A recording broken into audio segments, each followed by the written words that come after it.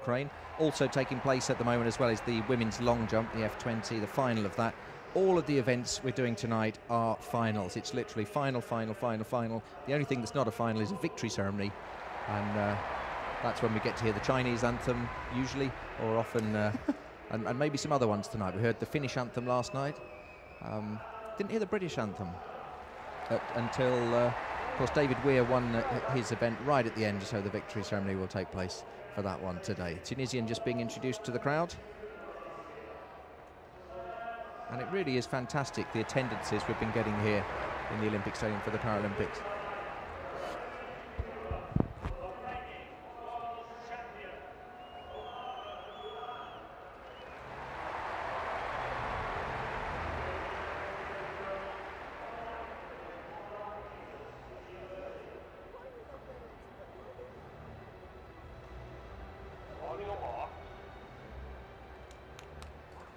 So here we go, underway in the first event of the night on the track, the women's 400 metres, the T13. Silva of Brazil in lane 1, Suarez of Brazil lane 2, Kita of France in 3, Glebova of Ukraine in 4. From Greece it's Dimiglou in 5. 6 is Duzikowska of Poland, Boussard of Tunisia in 7, Durand of Cuba in 8, and Akulo of Uganda in 9. And they're away. So this is the visually impaired category, but the least visually impaired. Let's see who's going to be the first one to get away there. It's lane 4 from the Ukraine, Alina Glebova, who's absolutely flying in this 400 metres. It's just one lap of the track. Also going well is Christina Akulo of Cuba. But it looks like the Ukrainian athlete, as this bend unfurls, is going to be in a decent position. The Cuban just in the lead at the moment, I would say, as they go past the marks. And it's Christine Akula of Uganda. And who's going to get this? This is a really decent race, isn't it, Chris? Who do you fancy out of these ones? It's the Ugandan on the outside. Looks great on the outside. She's holding her form. She looks great. Everybody else is tying up. Yeah, you can see the other athletes tying up completely. And what a result that is for Christine Akula of Uganda coming in. And with a new Paralympic record, 55.13. 55.13. Now, bearing in mind her PB before this was 104.46, she's come from absolutely nowhere. I think she's taken everyone by surprise. I wonder if because she's running in the outside lane, she was running a bit faster than she meant to, because in the outside lane you've got no one to look at, have you? No one to pace you, and she's obviously absolutely shattered. But a new Paralympic record, 55.12. She looked great out on the outside, and it certainly looked like she paced herself well. And I think in some ways she got out so well that she scared a lot of the other women and forced people out of their pace. But Chris, just looking at the time, I mean, she's taken 9 seconds off her PB. 9 seconds off your PB is something that does not happen very often, that's for sure. So there might be a little bit more of a story to that. Maybe that PB is not as valid as we think. You can see some of the pain that happens sometimes in the 400 meters. Looks like some of the physio tape. So as we came here, it looked like there were 4 of them together, and Akulo of Uganda just had best of it there. And she just looks great. Everything looks perfect. That does not look like a difficult 400 for her. It looks like there's more in the tank.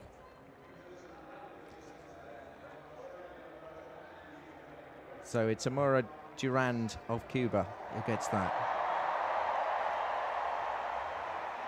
That's a great result.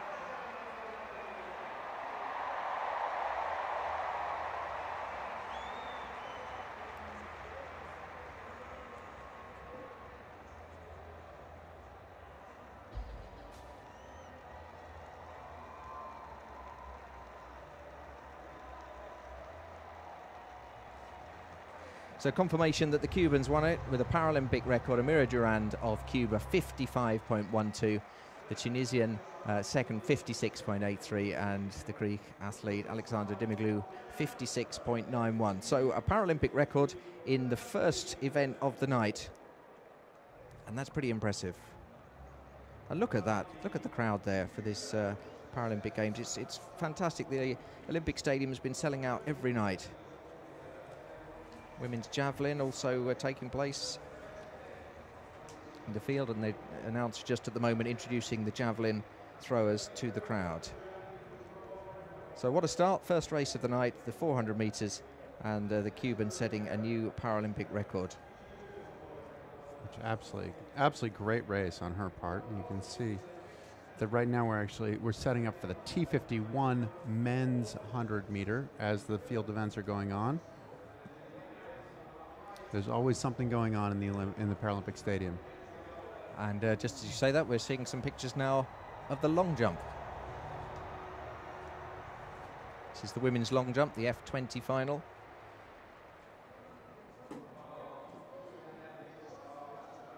And the competitor we're seeing there from Croatia, Michaela Ristowski. Looks like a good clean jump. She gets the white flag. Just a bit over 5 meters. Her PB is 5:46. I think she'll be just short of that.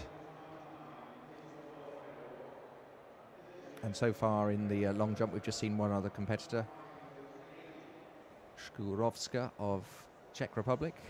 5:14. Ristowski of Croatia measured that with her first jump. And again, no wind at all in the stadium. You can see -0.1. The flags hanging down. There's been very little wind in the stadium. It's a nice thing. So this is Eriksson of Sweden, about to have her first jump. Just a reminder, you can watch all sorts of different sports on different streams on Paralympic.org. And let's just see how the Swede gets on here. She turns round. She's got matching yellow and blue bands in her hair to go with the kit. That's just short of 5 meters.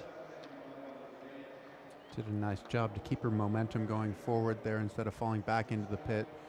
She fell back into the pit. They'd measure from the furthest point back, so it doesn't work out all that well for you. Now, for those of you watching on the web or with access to a computer, we're hoping that the Paralympic Games group on Facebook is going to go above 100,000 tonight. And it's our job to get it over there. Okay, well, Chris. we'll see what we can do, Jeremy. We've got to talk it up. Okay. I'm just going to have a quick log in. Where are we so far? Well, that's what I'm just finding out. 98,253 likes on Facebook for Paralympic Games. If you do Facebook, then you like your social media, go there and like the Paralympic Games, because these athletes are doing a brilliant job here, and it's really showcasing the Paralympics here, and it'd be great if we could give them your support and like that group. At the moment, 98,253, and we're hoping that at some point today we're going to go above the 100,000 mark with that. And instantly, since I've refreshed it, 8 people have liked it. That's good, and apparently all you have to do is say it a few hundred more times. I like to think we did that, Chris. I would think so. Yeah. I think that makes perfect sense. So we've got this T51 final. Who do you fancy in this one? This is a great race. So the T51 are actually, they're the quadriplegics, they're the highest level quadriplegics. The differentiation between the T51 and the T52 class is that the T52s actually have triceps. So you can see by looking at his arms, at Pre's arms here, that he does not have any triceps, which is a big part of your pushing stroke. So you look and the stroke will be a little bit different. It'll be more of a pulling than it will be a pushing, because they still have the biceps. So we just contingent here. Yeah, there's Stephen Osborne of Great Britain. He'll get a great cheer. He's a Chelsea fan. You can tell that. He's got a big Chelsea tattoo on his arm. Look.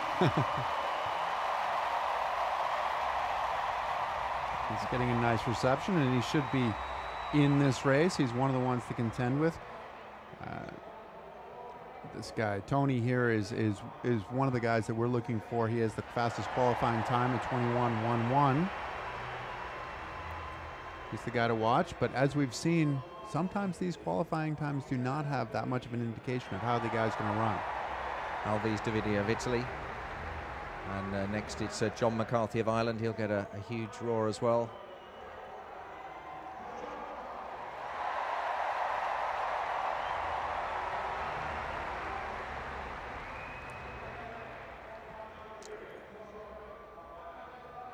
Now that is the international sign of I've just had a baby, and this is for the baby. When he did that rocking from side to side, Mohamed Beral of Algeria. Something I first noticed in Football World Cup probably about 4 World Cups ago, when the Brazilian scored a goal and him and his teammates started doing the rocking the baby. And what it means is someone in his family will have had a baby and he's saying, I'm doing this for the baby. Well, he's looking for a way to celebrate right now. Yeah. Gold medal would be a big part of that, wouldn't it? Either that, or he's trying to signal to his coach that there's something wrong and that he needs some stabilising type thing or something. But no, Could be having to rock these guys to sleep. It could be, I don't know. Or maybe it's his Usain Bolt type thing. Anyway, let's speculate on that. I think your first one is the best one, is the best explanation. So they're all lining up, just waiting for Peter de Prier in lane 2 to get into position. There's a few of them over the line. The judges are going to need to get them back slightly.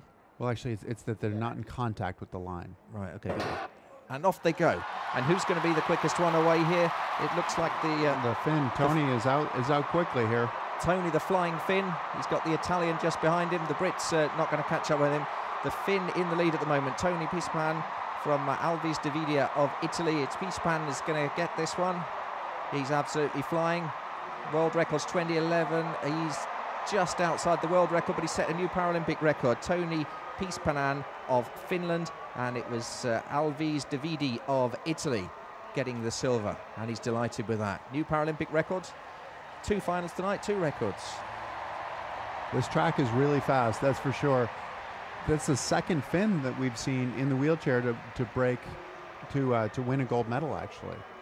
So the T54 last night, we saw Takin win in T54 category. So the Finns are running fast.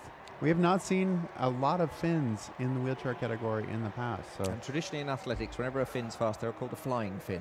Ah, yes, exactly. But traditionally, that's been in longer races, hasn't it, though? Yeah, Lassie Viren. 5 and 10K. And before that, even Paavo Nurmi, I think, was the original flying Finn, then Lassie Viren, and then anyone since that's been any good at all. But he's got a great style. He keeps his front wheel nicely on the ground, getting all of that power. As you can see, the Italian's front wheel jumping up all the time. All that power is directed into going forward, which is exactly what you need to do. So, well done. Second race of the night, second Paralympic record. I've got a good feeling about tonight. You think it might be a fast night. Very little wind, super fast track. Is it... a lot of people in the crowd. It's a good combination. And it's warm enough to keep the muscles warm, but it's not too warm, so you're going to be sweating a lot. No, it's a nice. I think this is probably the most comfortable night that we've had on the track thus far, as far as temperature is concerned. So there's confirmation. Gold for Finland in a time of 21.72, a new Paralympic record for Tony. Alves Davidia of Italy, he's in 22.60, and Mohamed Beral of Algeria, 22.97. The locals disappointed that Stephen Osborne finished down in 5th, Peter de Prier in 6th, then John McCarthy, and the Japanese competitor coming in last place. So quite a lot of controversy after last night with Oscar Pistorius. We were building him up all night, and then he got beaten by the young whippersnapper with the long blades, and straight away afterwards Oscar was saying these blades are too long, but the ruling today is that there's nothing wrong with those blades. That's what it sounds like. There is a bit of controversy, and who knows if that conversation will continue. I imagine that it will, but for the moment, conversation's over. Absolutely. Let's get back to the women's long jump.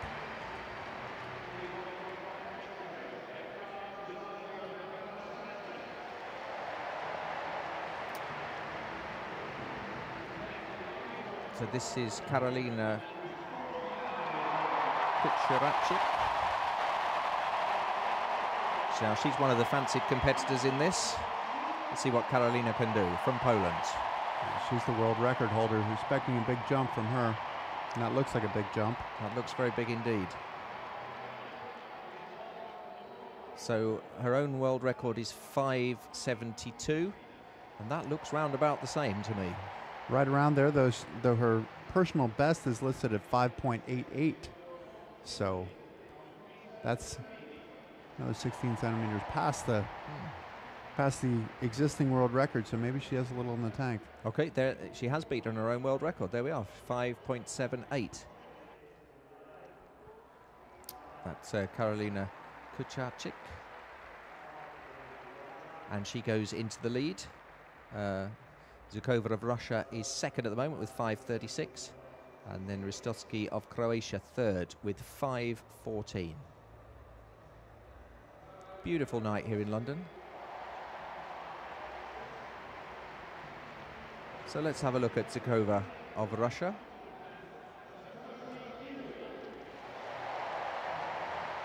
Just being introduced to the crowd.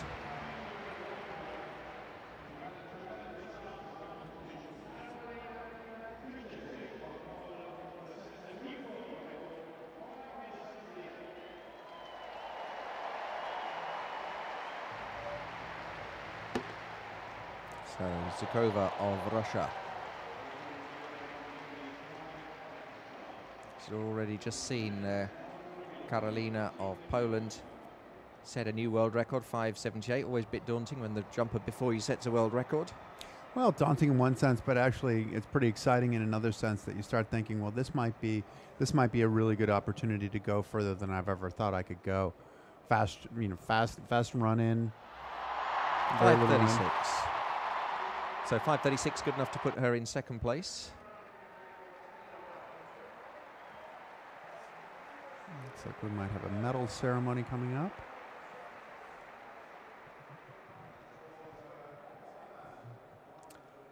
So just a reminder, facebook.com/Paralympic Games. If you like the Paralympic movement, then do like our group on Facebook. We're trying to get above 100,000 at the moment, 98,623. I'll just refresh the page and see 98,719. We're going to get there. You seem to be doing a great job on that, Jeremy. Should we offer some incentive, Chris? Will you do something? Will I do something? Really? Should we offer some incentive? Should I do something? I like the way you go with that. That's good. Should you offer to do something? Go round the track wearing something? I don't know. As an incentive. I'm not sure. Maybe we could get some recommendations from the people on Facebook. Yeah. For either of us.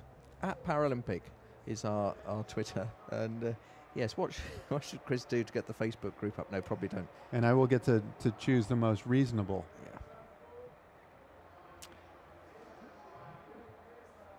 We've got another 100 meters. This is the men's T53 100 meters, and these are the paraplegics who do not have full torso muscle, meaning they can't lift up, they can't basically tighten their stomach into the stroke, and so it's the slower of the two paraplegic groups. We've got the world record holder, a local guy, Mickey Bushell. Yeah, so let's run through the start list here for this race. As you say, Mickey Bushell will be very popular when he's introduced to the crowd, and he's in with a chance as well because he's got a good season's best, 14:38. Zach Abbott of the United States in lane 2. Ahmed Aldwani of Kuwait in 3. Brent Lakatos from Canada. We saw him the other night. There is Zach Abbott. Looks a cool character. He's not fazed by being in a Paralympic final. No, he looks pretty excited about it. 15:82 in qualifying. There's Aladwani from Kuwait. 15:62 he qualified with. Lakatos of Canada qualified in 15 seconds dead. And the big ovation about to come up for the Brit, Mickey Bushell. 14:86 he qualified in.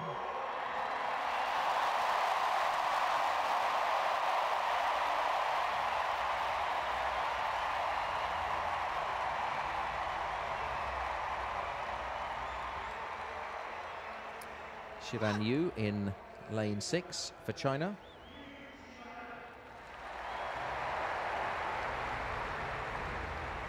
And next to him, Zhao of China in lane 7. 15:15 he qualified in.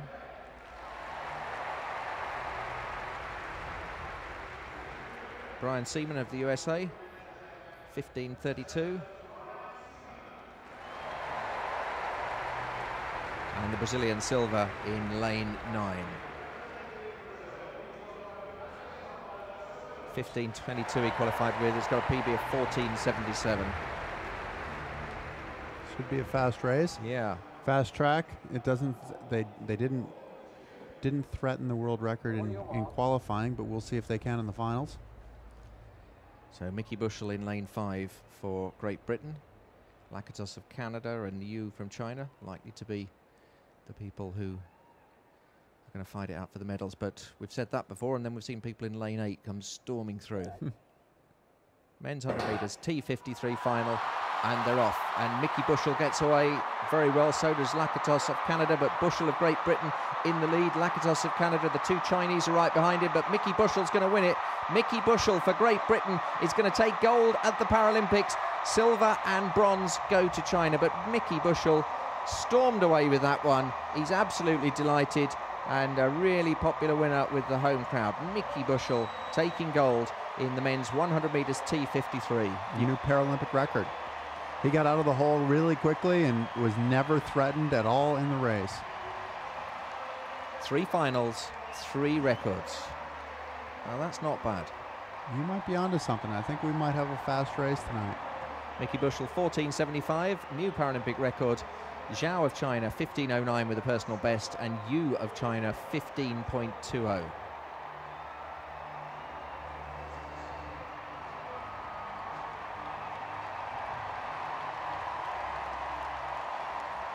And the home crowd loving that one.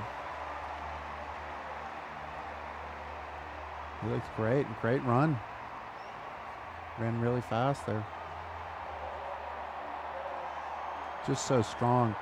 One of the things that can really be a problem in the 100 meters is when you're not going straight. And it sounds like something that sounds relatively counterintuitive, but you see some of these athletes who are bouncing around, and you see the front end bouncing around, and you see sometimes they're going back and forth, and you go a little bit left, a little bit right. Getting that symmetrical push is a huge part of going fast. And you see the front end for Mickey is not moved at all. It's locked onto that. He's running a bunch of weight on the front end. And each push is just going forward and going faster. Just to take me through the wheelchair design, is there something that stops them going out the lane? Can they put a sort of lock on, or no? No. It's just, I'm just looking at the bit halfway down. What is that? Something he can That's adjust actually the track steering. So you see him hitting it right there. That makes it so that he can hit, so that he can go around the turn. Right. So it's predetermined for the turn. You hit it on the left side. It turns the wheel that predetermined amount. You come back to the other side. You get out of the turn. You hit it on the right side. It straightens the wheel back out. So it doesn't take a whole lot to make the turn on the track. It's really probably about an inch or so. Now, the hardest thing in a lot of ways can be going straight. Can be one of the most frustrating things, and you think that seems like the most obvious thing, but it really can be a huge challenge. And he did it really well, and you can see he went really fast. So, confirmation there of the result. Mickey Bushell, Paralympic record, 14.75, and China getting silver and bronze. 3 finals, 3 Paralympic records. You see the Chinese with such an amazing presence in these games. They might not have won that one, but at the same time, they took 2 out of 3 medals. Why is it that some countries in the world seem to invest more in the Paralympics than others? Well, I mean, I think you see a lot of the traditional countries that are competing in the Paralympics that are at the top of the heap. And China certainly is great in the Olympics, as well as Great Britain, the U.S., Australia. Some of these traditional powerhouses, and some of those are the same. Some of it is some of these countries don't have as much money to spend on the Olympics or on the Paralympics. But the beauty of the Paralympics is that there are some outliers. We've seen some great performances from what was it, Namibia last night, where we saw a Namibian athlete come in, and I don't think you're going to see that very often in the Olympics, but you do get a chance to see that in the Paralympics, but it's getting more and more challenging for all of the athletes and for all of the countries, because everybody keeps getting better, and you have to keep making a bigger investment in order to get better. Ristowski of Croatia there, not able to improve on her opening jump. And you can just see in that shot there, about 3 or 4 empty seats. But other than that, it's absolutely packed in the Olympic Stadium here in Stratford in East London. Seems to be a fair amount of red, white, and blue as well. A little bit of a home crowd team. Well, hometown team. Well, you see, red, white, and blue. They could be American. They could be French. There's lots of countries. That's true. That's true. But when they're, I think I see some Union Jacks though. Well, that should be. That's the clue, isn't it? Yeah. Yeah. I might not be that smart, but I'm picking that part up. A lot of people have been asking about the little displays that people have, the little squares, and that's to do with the opening and closing ceremony, the little digital displays with lights that come on. So, Karolina of Poland, with her opening jump, set a new world record. What's she going to do with her second one? Ooh, she likes it. Far. The crowd like it. She got up out of that sandpit very, very quickly, as though she was very happy. She's wandering over for a chat with the coach while they measure it. Let's just check she gets the white flag. She does. Well, she doesn't get the white flag, but I'm giving her one because I can see that she's definitely behind the line. The official has a white flag and a red flag, and as long as she hasn't made any imprints in the plasticine, then she will get a white flag. 5:80, she's improved on her own world record. So she knew that right from the moment she landed, didn't she? Absolutely. 3 track events, 3 world records, 1 field event, 1 world record. There's not an event that we haven't had a world record in. Oh no, Paralympic. Some of them have been Paralympic records, sorry. But that's a world record. We've had Paralympic records in the track event. We've had records all the way around. Records, yes. Let's see if we can keep that going all evening. We can, wonderful. As long as we're counting long playing records, then I think we can. So Zhukova of Russia is in second place after her opening jump of 5:36.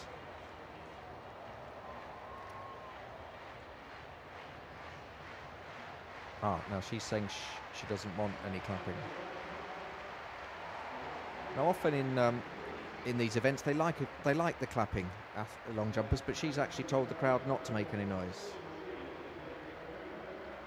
Here she goes, Zhukova of Russia. They've completely ignored her. They are making a noise as she approaches.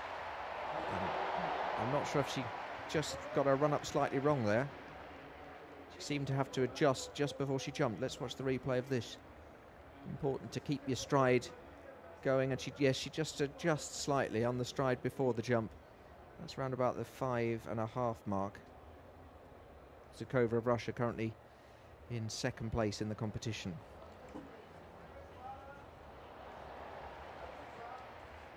With the kind of jumps that the Polish woman Karolina is having, she's going to need to put it all together, get her timing right.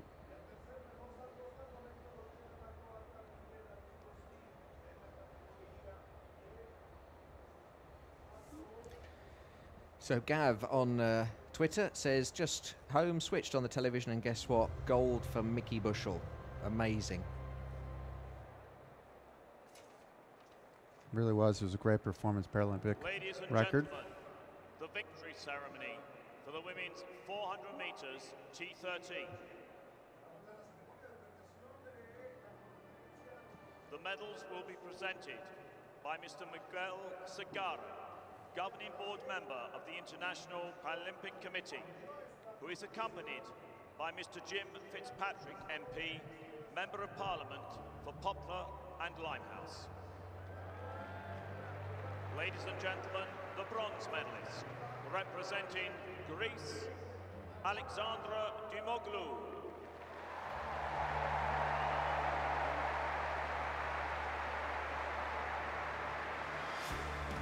Greece, who of course invented the Olympics, but the Paralympics invented by Great Britain. 1948, first Paralympic Games, or the forerunner of it, at Stoke Mandeville Hospital for injured soldiers from World War II.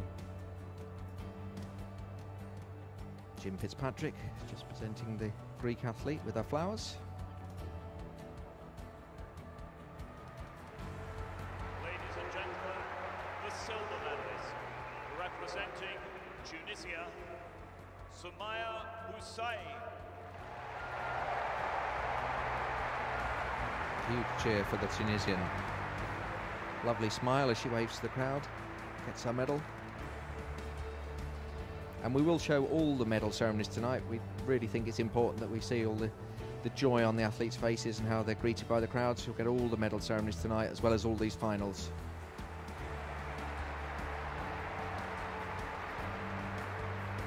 And ladies and gentlemen, the gold medalist, Paralympic champion, representing Cuba, Omara Duran.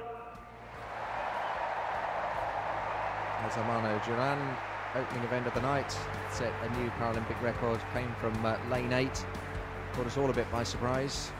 We were looking to the middle of the track. She came flying through to win the gold.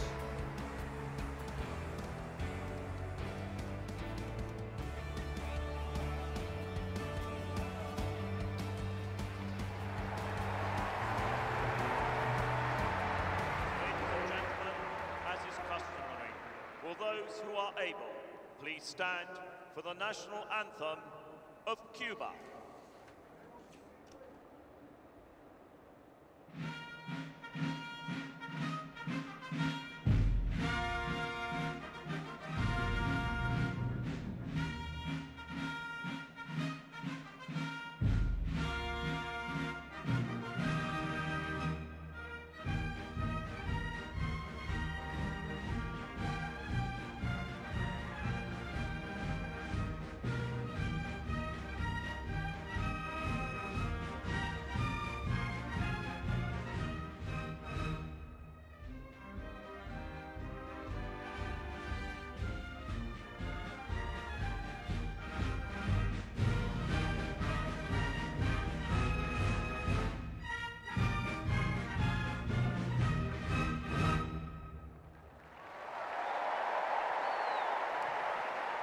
So that's the most popular song at the London 2012 Paralympics, the Chinese anthem.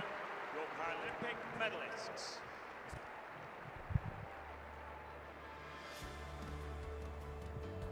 So that was the Cuban anthem.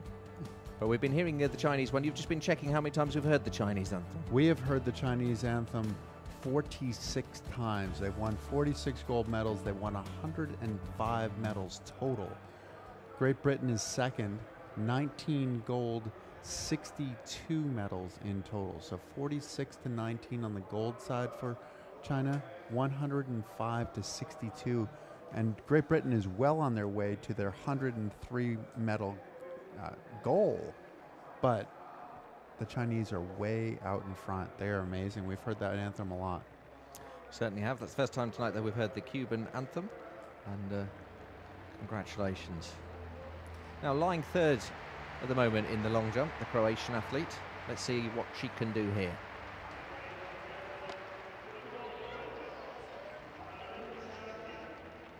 Looks round about 5:25,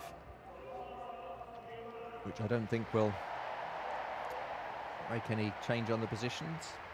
Currently in third place.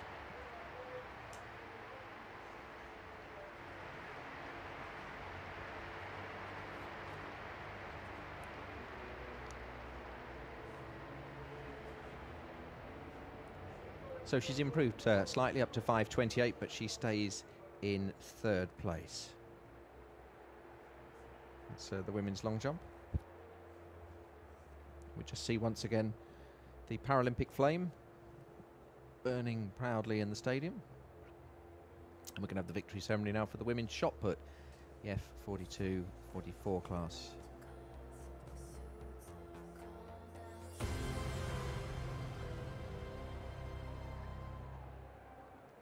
Ladies and gentlemen, the victory ceremony for the women's shot F42-44.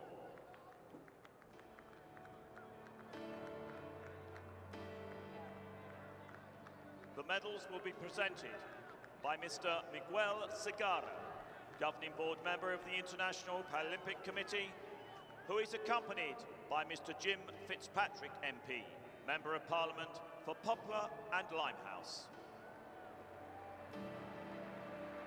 Ladies and gentlemen, the bronze medalist, representing Germany, Michaela Flöth.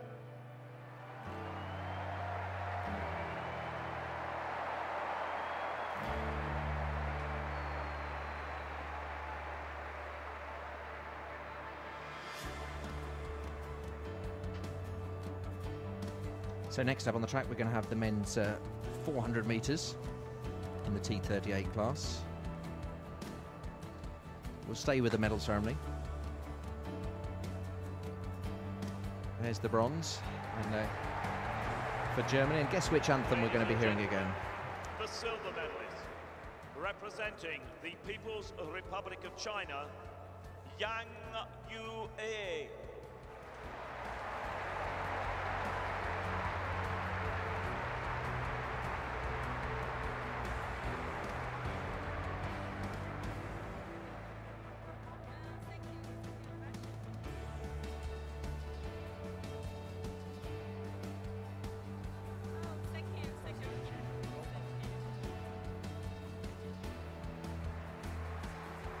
Silver for China, and they won the gold as well. And ladies and gentlemen, the gold medalist, the Paralympic champion, representing the People's Republic of China, Yeo Ju-on.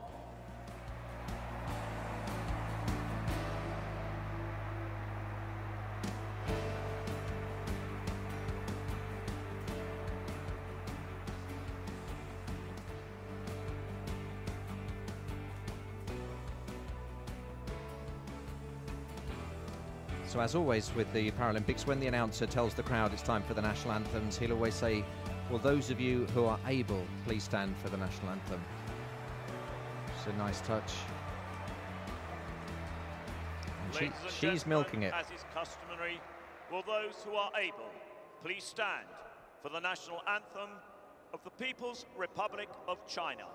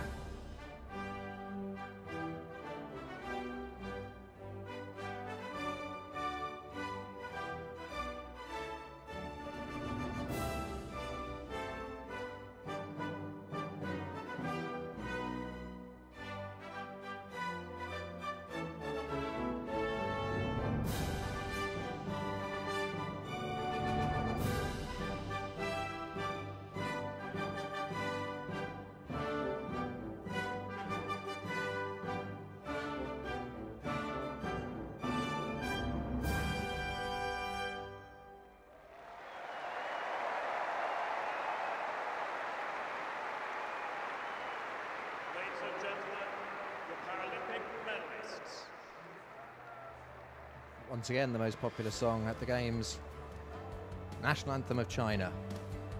We're trying to get the Facebook group for Paralympic Games to go above 100,000 this evening while we're live on air at the athletics. I know the wheelchair basketball guys and the football guys have been mentioning it, but we want the athletics commentary team of me, Jeremy Nicholas, and Chris Waddell to push the group above 100,000. And it was 98,000 and something. It's now 99,161. And we're delighted with that. Thanks for liking the Paralympic Games, because it's such an inspiration to see all these athletes in action. Let's just go back to the women's long jump.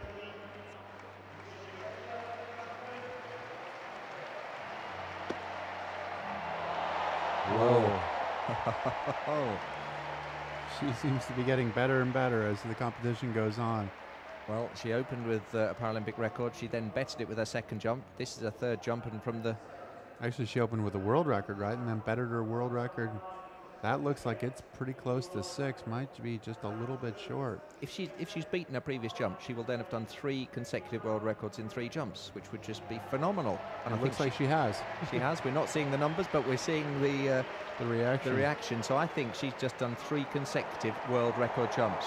Oh my goodness! Look at that: 578, 580, and then 593. I don't think I've ever seen that. 3 consecutive world record jumps. So that will continue, as will the women's javelin. But we've got the men's 400 now, the T38 final. Medals at stake, as in all the races. That's a very natty outfit. Fancy wearing something like that, Chris? I don't. You know, you wear your uniform. That's pretty much the way it goes. But I don't have any like those that I'm wearing right now. We can get you one. That's the uniform of Venezuela. How about you wear that to go around the track if it goes over 100,000? You're going to say no, because you only wear the stars and stripes, don't you? Right. At this point, I need to stick with the stars and stripes. That's for sure. Absolutely, yeah. It's a pity because it's your colours. Thank you very much. I appreciate it. And I think we're really approaching the 100,000 mark, too. We're getting there. Let me just, every time I refresh the page, it's getting there. Let's have a quick look. We were 99,161 the last time I refreshed. 99,269. Go to Facebook and like Paralympic Games. And then the social media team will come in with a nice cup of tea for us, I would think. They'll be listening in the office, and they'll bring us a nice cup of tea through to the commentary position and say, you guys have taken us over 100,000. You're the men. Have a nice cup of tea on us. That would be very nice of them. Yeah. Nice to hear an American getting so excited about a cup of tea. I can hear you thinking, I'll put that to one side, Jeremy. I won't drink that. So there's the Venezuelan in the natty outfit, which Chris Waddell, my co-commentator, has decided he doesn't want to wear. It's Monterola, Omar Monterola of Venezuela. So just explain the category for this one, men's 400, the T38 category. The T38 category is... Well, we'll come back to that. Let me just run through the list first of all. In lane 2, it's Husimoli. In lane 3, it's Tim Sullivan of Australia. Omar Monterola of Venezuela is in 4. Abiz Saidi of Tunisia in 5. It's Maria Standa of South Africa in 6. Wenjun Zhu of China in 7.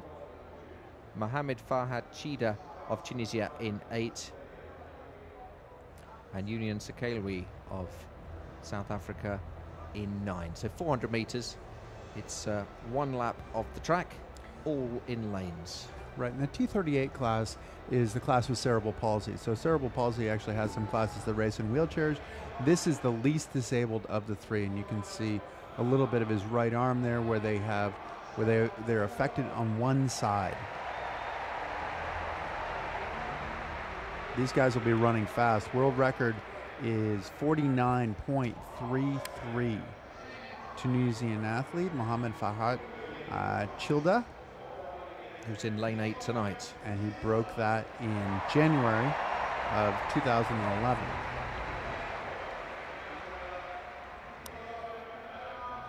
And there is Omar Monterola, qualified in 53.79. So Chida of Tunisia in lane 8, the world record holder. He's going to be one to look out for. Could be quite a race, this one. I think it will be quite a race, and certainly with Chida out on the outside, everybody will have a chance to watch him, but he might well just get out fast, and we've seen that already tonight where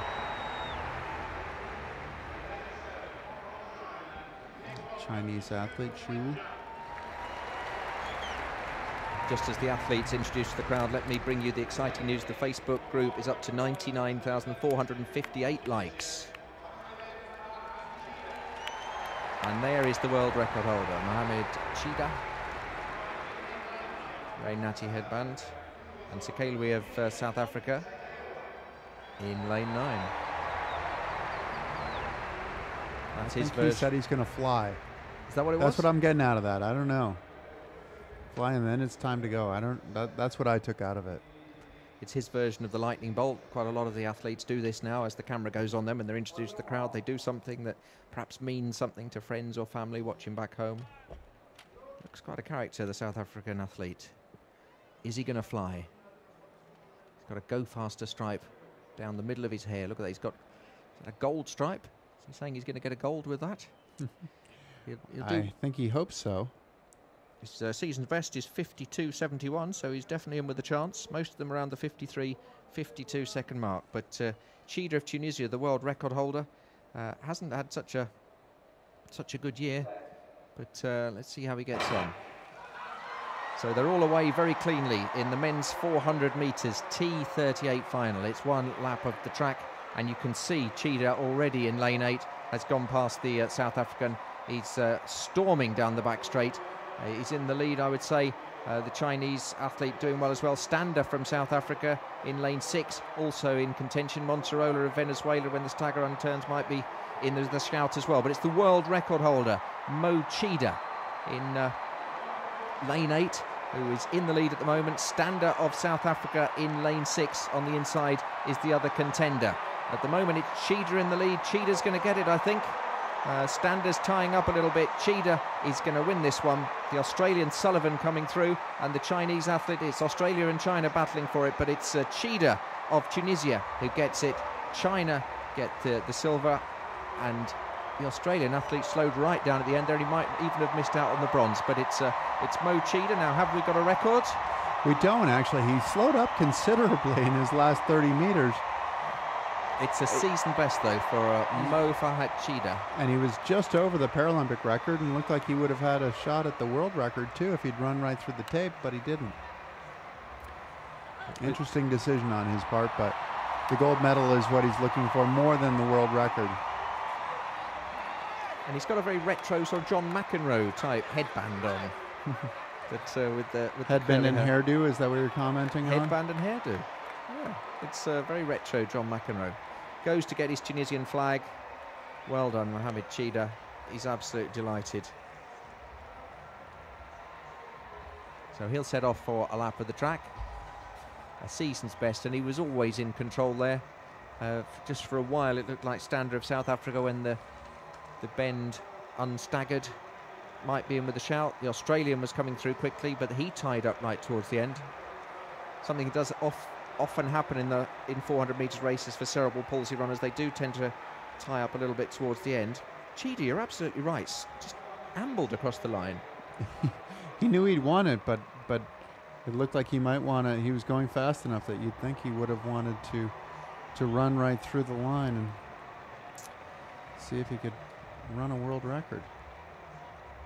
Maybe he was thinking that gold is enough of a reward, and then later in the season he'll appear at some event and then he'll break the world record, and it'll be like having two Thanksgivings or Christmases.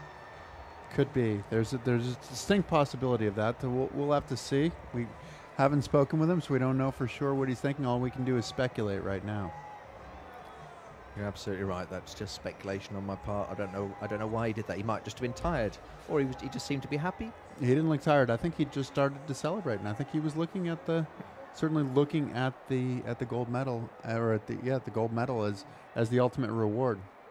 So Segelwe of South Africa sneaked in for the bronze there in a time of 51.97. It looked as though Tim Sullivan of Australia was going to get that, but he seemed to, I don't know if he pulled a muscle or cramped up or something, because he slipped right back to fifth towards the end. So it's gold for Tunisia, silver for China, and South Africa getting a bronze. And that's the first event tonight where we haven't had either a Paralympic or a world record. That we could have. It looked like he intentionally ruined the string. No, I don't think he intentionally ruined the string by any means, but at the same time, it looked like he could very well have run a Paralympic or a world record, but he pulled up. Now, important statistics coming in. It's not medal table, it's not a time, it's the Facebook group is up to 99,606. Like Paralympic Games on Facebook and show how much you admire these brilliant athletes. Australian in the long jump.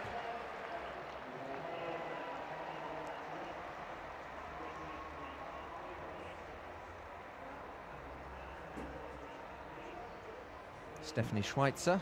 Nice jump, but she's going to have to do some work in her next few jumps to be able to catch the pole, who is breaking world records with each jump into the pit. Yes, let's just pay a bit of attention to the women's long jump, because it's been absolutely phenomenal tonight. Karolina Kucharczyk of Poland jumped a world record 5.78, then another world record 5.80, then another world record 5.93. And you can see the standings there. She is in the lead. Second is Zakova of Russia. Third is Rostowski of Croatia. And Stephanie Schweitzer of Australia, who we just saw there, is in fourth place. And that was her best jump we just saw, because it's the only one that was a legal jump. The others were all red flagged, 4.79. So another race, the 400 metres T52. Now, I know people get a bit confused by all the different categories here. We just saw the T38, and now this is the T52, but it's over the same distance, so it's just the different classification. Different classifications. These are the quadriplegics. They've broken their neck or have some spinal injury, spinal damage in the neck, and so that affects their limbs, all four limbs. These are the athletes who actually have the triceps. Earlier in the evening, we had the T51 category. in the 100 meters. So here we go. We have Josh Roberts from the U.S. in lane 1, or lane 2, sorry. Yeah, they don't seem to be using lane 1 at all, so it's 2 to 9. There's 8 in each final, but it's from 2 till 9. And there's Rungskri of Thailand. Season's best of 1:06.74. Thomas Gersplicker from Austria. He always has an interesting hairdo going. He's decided to go blonde this year.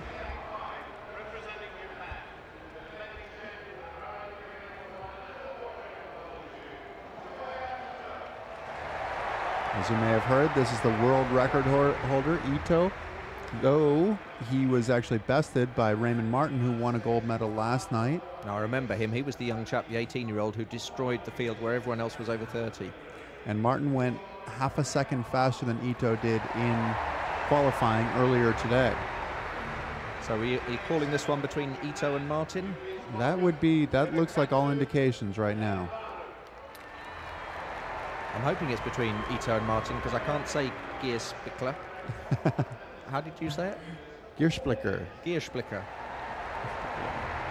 And I think I'm saying that correctly. There's Paul Nitz. Well, you seem to know him, so that's... I do know Tomas, yes. Yeah, that doesn't necessarily mean that you know how to pronounce his name, but you know him. Good point.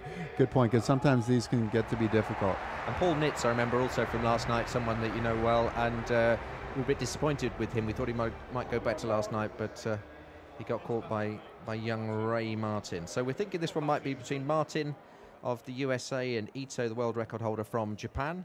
Once again, it's 1 lap of the track. Men's 400 meters T52 final.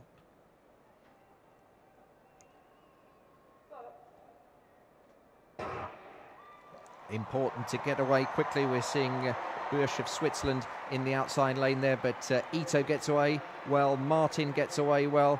Ito's already overtaken the man in the lane outside him. And Martin's doing the same on the inside. So it's Ito and Martin going really well.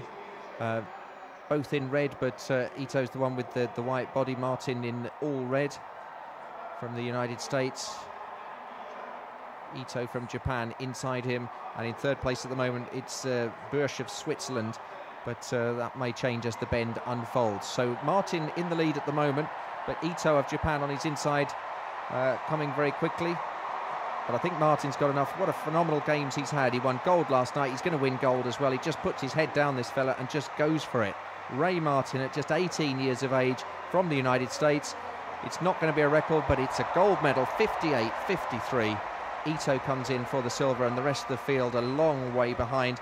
I think it was the other Japanese competitor who got the bronze in that one. But there's Ray Martin, 18 years of age. 2 gold medals. Exactly. And he came off really well. He came off that last turn really well. It was impressive to see just how much momentum he brought off of that 4th turn. Brought it right through the straightaway. There was never a question that Ito was going to run him down. No question at all. Ito was not going to have a chance to run him down. Just look at see it right here. Yeah. You just see how quickly he comes off of that, just that rolling momentum. And he's at a huge disadvantage being in the lane outside his nearest competitor, because Ito can track him all the way. And of course, Ray Martin's no idea what Ito's doing because he's behind him. Oh, he can hear him a bit. He can hear him a bit coming up, but at the same time, I think he felt like he was running a pretty good race, and it would take something pretty magical from Ito to catch up with him. So well done, Ray Martin of the United States. We'll be hearing the American anthem later this evening. He's bursting on the scene, isn't he? 18-year-old. He might force a few of these older guys to consider retirement after these games, which does happen. Do you think some of them might see just how good he is and think this would be the time to pack it in? Well, a lot of athletes will look at the Paralympics as an opportunity, as a last, put in all their work, say I'm working for those games, and then after those games they're going to retire. That's, you're much more likely to retire after the games than you are before the games. And if somebody shows you that there's not a whole lot of chance of winning helps your decision sometimes. So let's look at the Czech competitor, who's lying in 7th place at the moment.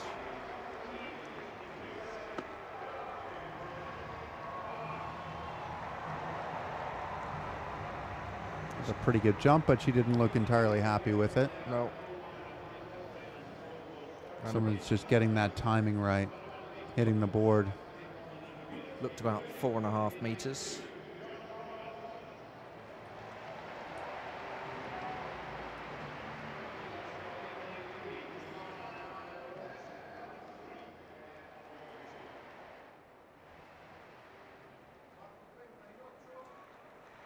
See a little bit of the Olympic flame, Paralympic flame right there. And the Paralympic flame burning not only in London, but virtually across the world through the medium of Facebook, because our Facebook group now has 99,892 likes.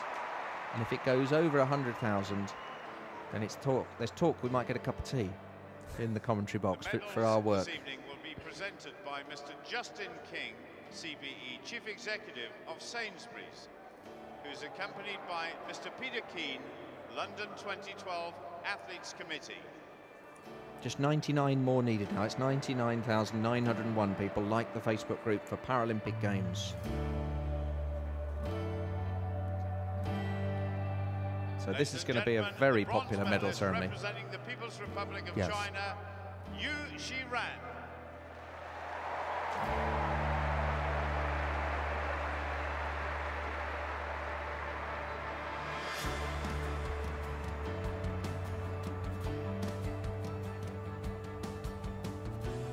So while this is happening, the long jump's been continuing, and Karolina Kucharik of Poland, who set 3 consecutive world records, with her 4th jump, didn't beat it. She would have beaten her first jump at 5.79. We'll probably see that later, but let's stay with the medal ceremony. Ladies and gentlemen, the silver medalist representing the People's Republic of China, Zhao Yufei.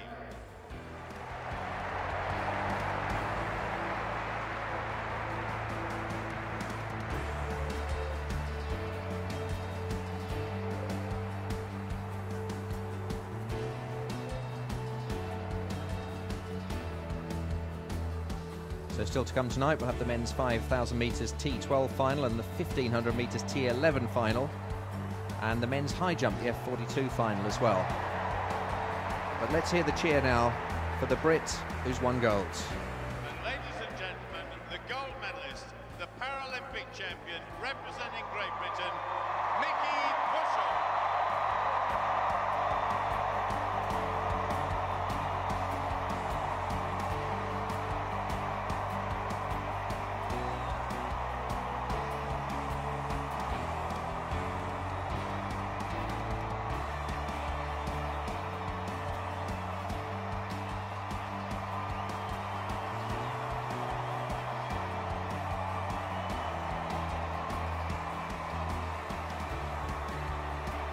Just 41 more needed for 100,000 likes on Facebook for Paralympic Games. It's going to happen fittingly during the national anthem of Great Britain. As is customary, will those who are able please stand for the national anthem of Great Britain.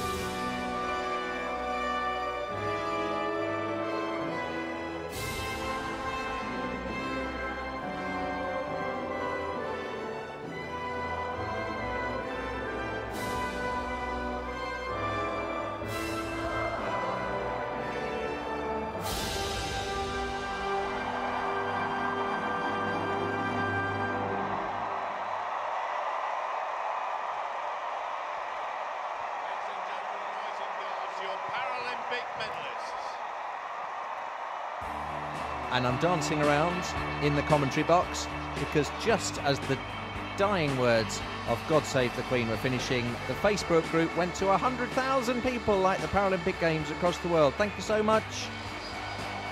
Fantastic for the Paralympic movement. So many people on Facebook liking that. And in the words of David Bowie, you're all heroes.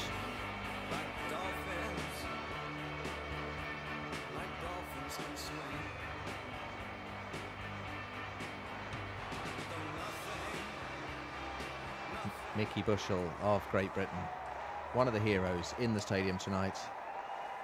So there's confirmation that America have won a gold. Raymond Martin, 58.54.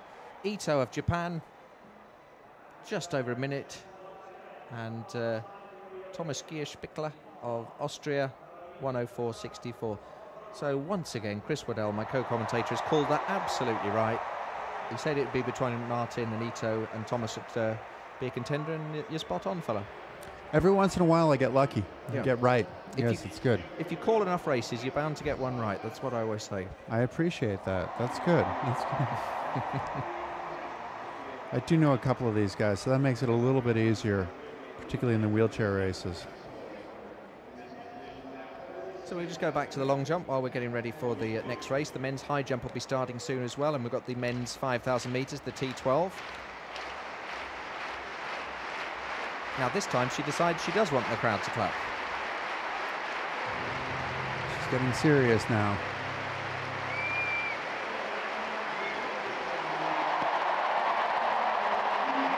Looks like a big jump.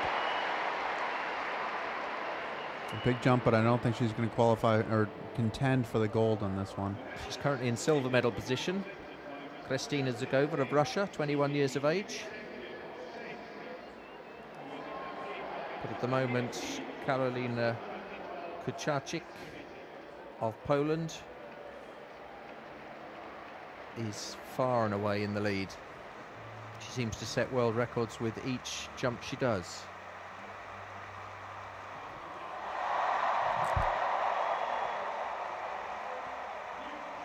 So, and here she is, she's running up next. Now, so she set a world record with the first jump, 5.78. World record with the second jump, 5.80. World record with her third jump, 5.93. Her fourth jump, very disappointing, only 5.79, which would have been a new world record before tonight. What can she do now? She's getting near 6 metres. Can she be the first woman ever to get 6 metres? That looks massive. She looks delighted. She is bouncing out of the sand, that's for sure. She's close to the 6 metre mark. Is it going to be a white flag? Let's just check. Very, very close. Yes, it's legal. But what will the distance be? Nice height, nice extension. She's happy with it. It's 6 metres exactly. She's ecstatic, isn't she? First woman in history to do 6 legal metres. wind. Fantastic. 5 jumps tonight, 4 of them world records, and she just gets better and better. Fantastic jumping from the pole. She's ahead of Zukova of Russia in second place, and Rizdowski of Croatia currently third. Schweitzer of Australia in fourth, but quite a long way behind. I think we're going to see the gold, silver and bronze coming from Poland, Russia and Croatia. So men's 5,000 metres, T12. It's a long race, this one. 12.5 laps. 12.5 laps is a long way on the track. And we won't see, I can confidently predict, we won't see a world record or a Paralympic record or even any personal bests in this, because these finals, they're just cat and mouse. Nobody goes very fast in these, do they? They're cat and mouse. This will be a little bit different than the wheelchair, in that last night we saw David Weir in the 5,000 meters in the wheelchairs, and the thing is that you get such an advantage by drafting. You don't get quite as much advantage running as you do in a wheelchair. So there's more potential. Explain drafting a bit. Oh, drafting, good. Is it being in the slipstream of so it's being in the slipstream of the person in front of you. That's a relief. I thought it might mean joining the army. No risk of that, I don't think. And so how much of an advantage is it then? It is. I've heard as much as 25% advantage. Really? Yeah. So it's a significant advantage, and you're working a lot less hard when you're in the slipstream. These guys, there's more of a perceived advantage when you're running. There's a little bit of an advantage, a little bit of aerodynamic advantage, but at the same time, it's more of somebody else is setting the pace, and it's easier to follow somebody.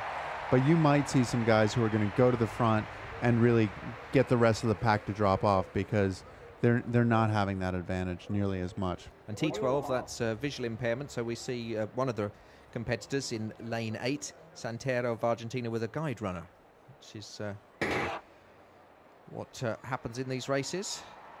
The gun is off. So world record on this is 14:24.02, and that's Henry Kirwa of Kenya, who started in lane 9. He's currently in 2nd place. Exactly, and you see it starting to string out already, where 3 athletes are going straight to the front. The athletes in the second pack are not likely to catch back up, and as you see, a huge gulf developing here. So you're seeing your gold, silver, and bronze pretty well defined in the first lap, but can be some jumpy nerves, and so sometimes you do get some guys who are going to jump off the front and might well come back to the pack. So Henry Kirwa tracking Chen Touf of Morocco, it is, who's in the lead, wearing the glasses, number 2507. And he's run a personal best of 14.33, so he's not likely to be one of those guys who's going to come back to the pack.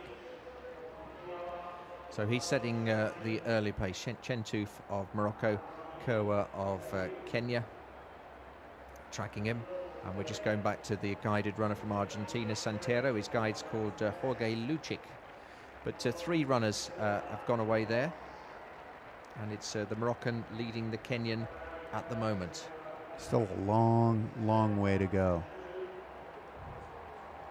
It's the Tunisian, Zhu, in 3rd place at the moment. So Morocco, Kenya, and Tunisia. And you can see that was a 62, almost 63-second lap, which is a fast lap for, that 63-second lap will get you to a 4:12 mile. So that's a fast mile if you're running it this way, but that's the pace that these guys are going to run. Chen Touf of Morocco, Kirwa of Kenyan, the world record holder, and Zhu of Tunisia in 3rd place. 12.5 laps of the track. So we may come away from the action at some point just to see what's happening in the women's long jump. If you've been following that, it's been absolutely fascinating with Kucherek of Poland setting 4 consecutive world records. Just only one of her 5 jumps wasn't a new world record, and she's leading Zhukova of Russia and Rostovsky of Croatia. But it's the Moroccan Chen Touf in the lead, Kirwa of Kenya in 2nd place, the world record holder, and Zhu of Tunisia keeping up with them. So just looking at the PBs, personal bests, Kirwa of Kenya 14:41.80. He's in 2nd place at the moment. The leader, Chen Touf, 14:33.37.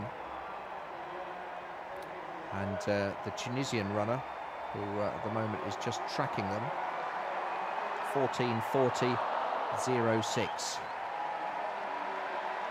Beautiful evening for running here in the Olympic Stadium at Stratford in East London for these Paralympic Games London 2012.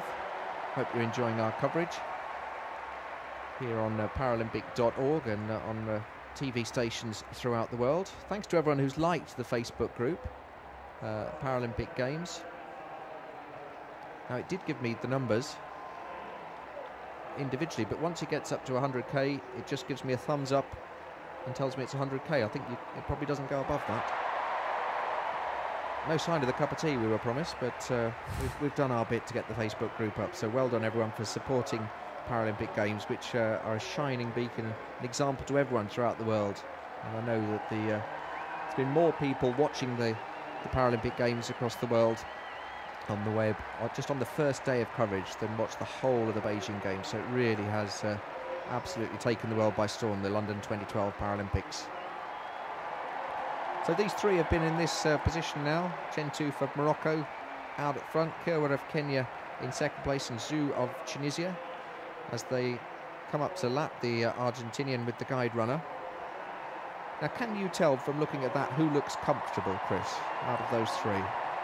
I would say that the Kirwa looks comfortable sitting there in second, and some of that might just well be that Chen-Tu has a bit of a look on his face when he's running. I mean, running's a painful thing, and these guys are running in and around 4-minute miles right now. You can see that they're putting some distress.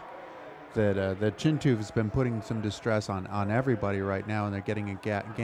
He's gaining a gap to second place and gaining a bigger gap to third place. The Tunisian's going to do well to keep up with these two, I think. And it's a really fast. They are definitely running a really fast race right now. The pace is excruciating, and we'll see what happens right now. So when I confidently predicted, the one thing I will tell you is that there won't be a world record in this because it's all cat and mouse in these long finals. I'm going to be proved wrong, aren't I? It's going to be another record. There we are. There is that potential. I stand to be shot at, but I don't mind because the Facebook groups liking Paralympic Games has gone above 100,000, and that was my mission tonight. Now, Chen-Tu is stretching away. In fact, Kirwa of Kenya, I think, is thinking he's going a bit too fast. I think he is. He's hanging back. Though it looks like Kirwa looks like his stride is certainly shortened up.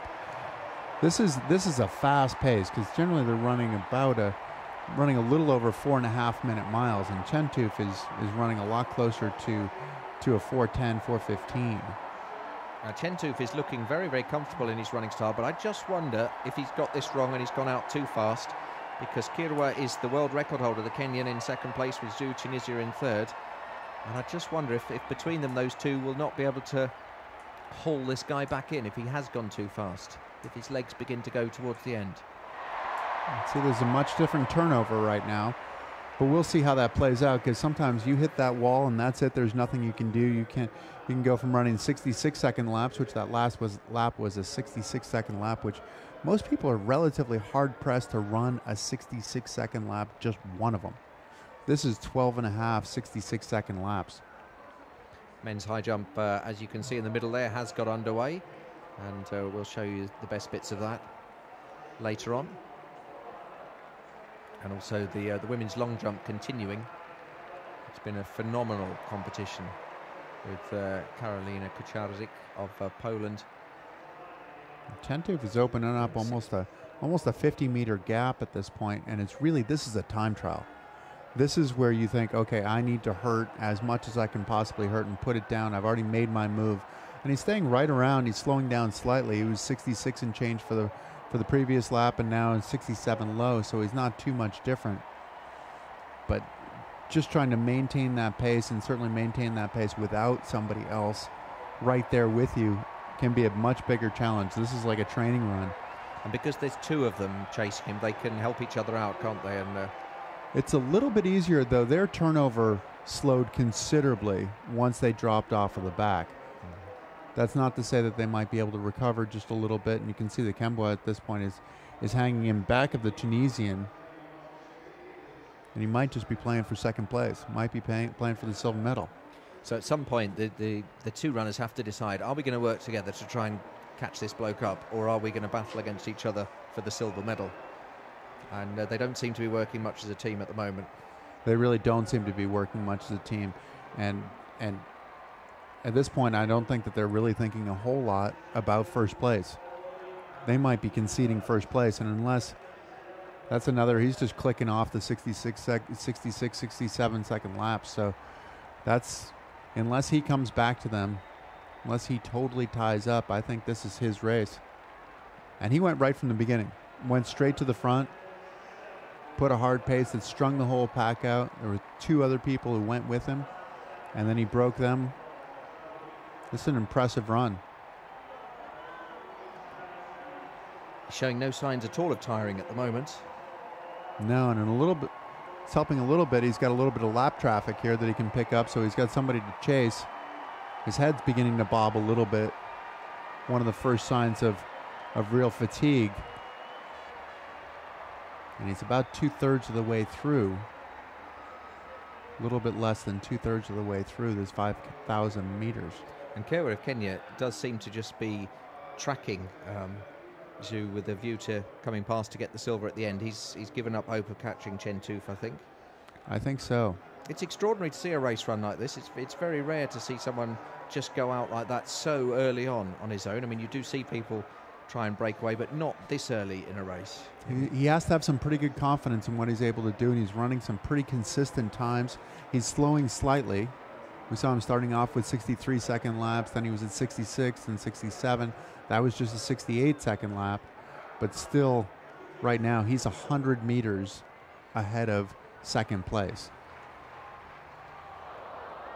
Well, he's got the best season's best time, so he's obviously very confident in his own ability. Down the back straight here. He's running one of the greatest races I've seen. If he can hold on and keep this, and he looks like he's doing really well.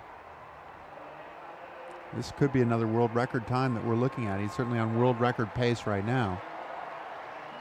Well, I'm just a bit disappointed in Kiwa of Kenya, the world record holder. It's that he can't at least try and get back. But this is a fantastic run from the Moroccan. The thing that's a little bit deceiving is that the Moroccan or the Kenyan and the Tunisian who are in second and third, so that's a 68.6. So he's slowing slightly, but he's not slowing too much, and there's nobody breathing down his neck right now. That might have been part of his design, was to get out and blow people up and then continue and get on his pace, and he looks to be maintaining his pace really well. You see he's finishing the turn, so that's 100 meters right there. So there, and he is midway through the straightaway, so he's gaining time every time. He's about 150 meters in front. Yeah. So they're not going to catch him unless something goes wrong for him. And he's not likely to pull a muscle. It's a beautiful warm evening, and he's nicely warmed up. And, stranger things have happened, that's for sure. Athletes can have some serious difficulty as they're going into a race, and especially when they stress themselves right up to the breaking point. And he's certainly trying to stay below the breaking point, but you can see the pain on his face that this doesn't feel great. This is a whole lot of pain. It'll feel a lot better when he finishes. Well, he's got the look of a man who is going for a world record, because he looks possessed. He does not need to be pushing himself. Like you say, he's 150, maybe even 180 meters ahead. Just 2 laps to go. He could jog it now and still win gold, but he's clearly trying to set some kind of personal best, maybe even a world record, a Paralympic record. I think that's exactly his design right now. And now we see the Kenyan coming past the Tunisian. Koa has waited. I think he's realizes he can't get the gold, but he wants to make sure he can get away from Zhu to get the silver. And still Chen-Tu pushing all the way. He's not out for an evening stroll, is he? No, this is a race against the clock for him. This is that world record. He's looking for the gold medal, but he's looking for a world record as well. And he's coming with 600 meters left. Just a reminder, the world record was set by Henry Koa, the man in silver medal position in Beijing in September 2008 at the last Paralympics, in a time of 14:24.02. So let's watch his split time as he goes over the line with 1 lap to go. 14:24.02. He's in great shape. He could break it by a lot. Okay, so let's see his time as he goes over the line here. The clock won't stop, so we'll have to stop it. It's about 12:46. So he's going to break the world record. He's going to break the world record by 10 seconds or more. And you can sense the crowd know that now, and everybody's behind him. The noise in the stadium. They're chasing him around the track. They want to see this world record. It's been an impressive race right from the beginning, and I didn't think that he'd be able to hold this pace, but he started right in the beginning and said, "This is it. This is what I'm going to do." There is a race for second place. You see, we've got Kirwa and we have Zhu of Tunisia. And there will be some tactics in that final 400 for those guys racing for the silver medal and the bronze medal. But this is the real race right here. And look at him; he's digging deep. He went 69 seconds for that last lap. He's trying to run a negative split on this last one. The crowd's chasing him in. El Amin Chen-Tu of Morocco. Remember the world record, 14:24.02. We said he'd take 10 seconds off that. He could take 20 seconds off it. He could go under 14 seconds. It looks like he's definitely going to go under 14 seconds. So wow, just absolutely annihilated the existing world record. He ran the last lap in 67.04. A new world record by a long way for the Moroccan Chen-Tu. Now it's Kirwa against Zhu. Kiowa on the near side, but Zhu's coming strong again. The Tunisian's coming strong. Kiowa comes back at him, but the Tunisian's going to get him. Great race for silver. Zhu of Tunisia and Kiowa of Kenya gets the bronze. But it's all tonight about that Moroccan, Chen Touf, with her new world record of 13:53.76. First man ever under 14 minutes. Previous record was 14:24, so he's taken, what, 9 plus 24, 33 seconds off the world record. Absolutely incredible. And the thing is that Kiowa and Zhu, or Zhu and Kiowa, gave you a great perspective on that, because both of them broke the existing world record. Absolutely. They weren't even remotely in the race, but they broke the existing world record. Good spot. Which just told you just how well Chen Touf ran, and he ran right from the beginning, and he had to have designs on running this, and now he's going to pose in front of his new world record time with his flag. It does not get much better than that. And actually, I'm speculating because I've never done this, but that looks pretty darn good. It does. You've never done what? Never set a world record? Never set a world record, no. I never got to pose in front of the clock with the world record time at my flag. And, you know, I wish that I had done it. I think, like most athletes here, that's one of the hopes, is to do something that nobody, one, that nobody had ever done before, but two, that nobody had ever thought was possible. So this crowd is great, just cheering everybody home as well. I saw phenomenal competition, and you see some great times as well. I think that the Chen Touf ruined our perspective as far as this race is concerned, because he went so much faster than everybody else, and it makes these other runners look slow, but these other runners are running really, really fast times.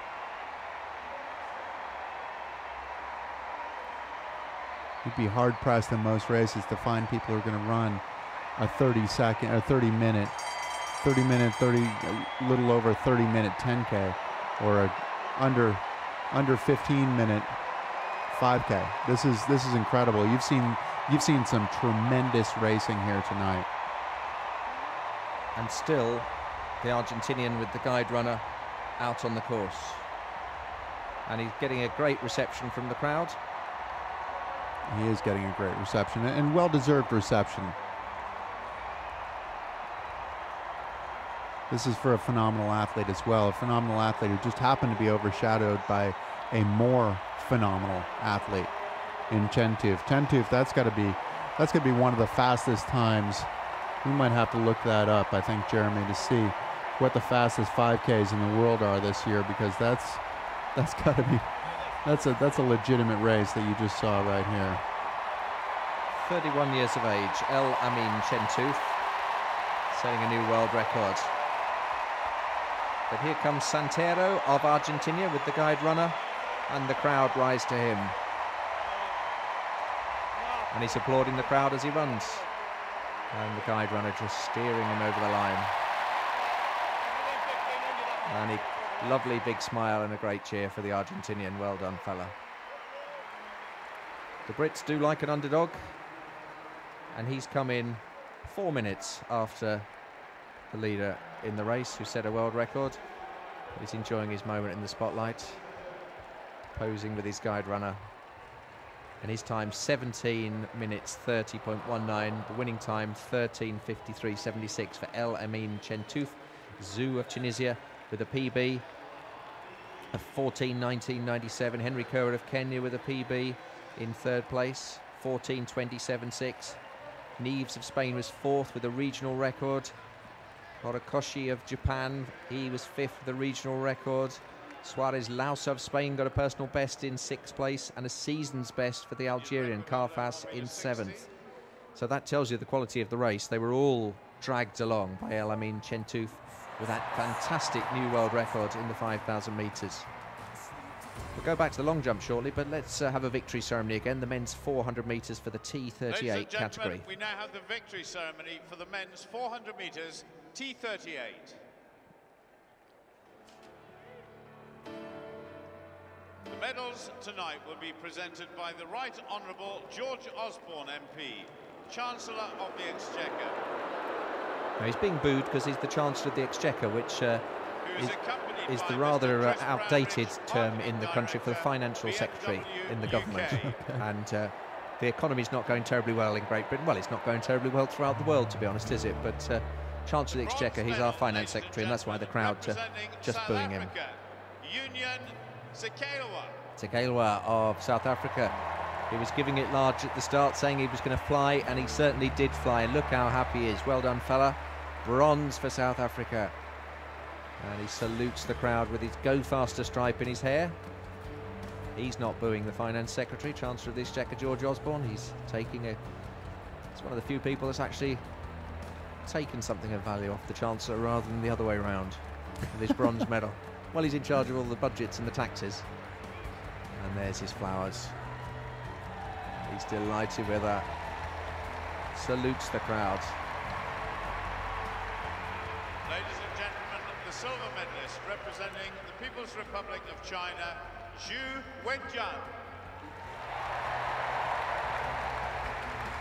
So as the medal ceremony continues, Chris, how are you getting on with checking out these, see how that would rank in all categories of running throughout the world this year? In all categories of running, the world record for the 5,000 is 12 minutes, 37 seconds, and 50 per 0.35, which at this point means that Chantuf ran 13:53.76.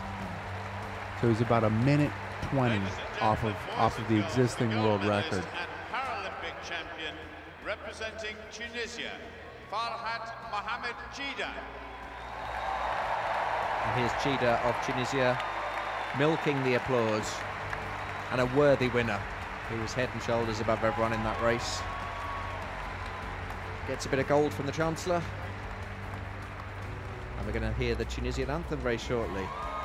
Oh, and he mimes throwing it into the crowd.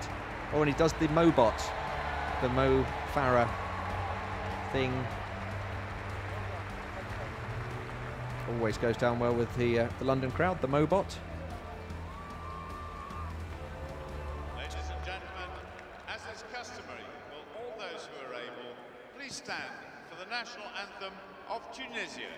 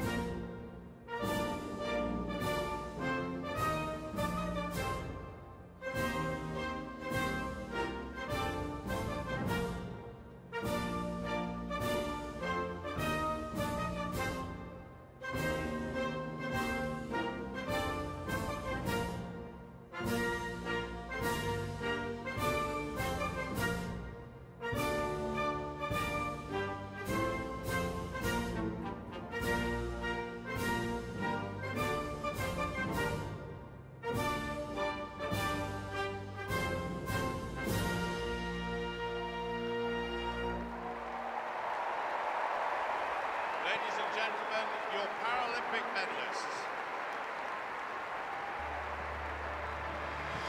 Chida of Tunisia kisses the ground, says a little prayer, and salutes the crowd, a deserving winner of the gold medal, and inviting the silver and bronze medalists for a hug. Meanwhile, the high jump continuing. Next to go, Flavio. Just looking at some of your tweets at our address is @Paralympics. Cynthia says, insane run there from the Moroccan. Emma Hardy says, what will I do when the Paralympics are over apart from grab the world with both hands? Greg says, great to know about all the superheroes. And Andy Campbell says, best moment in the Paralympics, Argentina guy in the 5,000 metres finishing 3 minutes after the winner but getting a huge standing ovation. That is London 2012. So some great messages coming in from all across the world appreciating the Paralympics. Matthew Quinn says, another full stadium for the evening track and field session. Well done to the British for the support they've given to the Paralympics. And Cheryl says, the Tunisian is a para-Mo-bot. Whatever that is. Mo-bot is Mo Farah, the British runner who won the 5,000 and the 10,000 metres at the Olympics a few weeks ago. Likes to put his M above his head. It's called the Mo-bot. It was some TV programme in the UK came up with that as as his answer to the lightning bolt that Usain does, and so it's called the Mobot. So well done to Karolina Kucharczyk of Poland. You can't really say she could have done any better. She had 6 jumps tonight, and 5 of them were world records. Just one wasn't, and with her last jump she became the first woman ever to jump 6 meters in the long jump. So she wins the gold. Zukova of Russia, who was in silver position right from the second jump, and Rostowski of Croatia confirmed as the bronze medalist with 5:28. But what a phenomenal jump from Karolina of Poland, who consistently destroyed the field in that race. And we can see Australia, Sweden, Portugal, Czech Republic and Tunisia, the other contenders. Huge roar in the stadium. We'll find out what that was for in just a moment. Some members of the crowd just having a bit of a stretch after the excitement of the medal ceremony. You're listening to, well, you're watching, it's television, isn't it?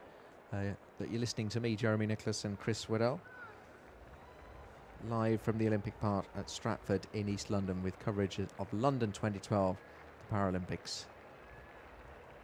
Still got some great track events to come. We've got the men's 1500 metres in the T11 class, the 1500 metres in the T37, and the 400 metres in the T54. Still to come, just the Paralympic flame up there on the screen. So interesting to look. Chen Toof, just to get back to Chen Toof, he ran 1:07 slower than the fastest time in the world today, the world this year. So 243 or 246. The victory ceremony 12:46 versus 13:53, which translates into a little over 5 seconds a lap slower than the fastest guy. Phenomenal.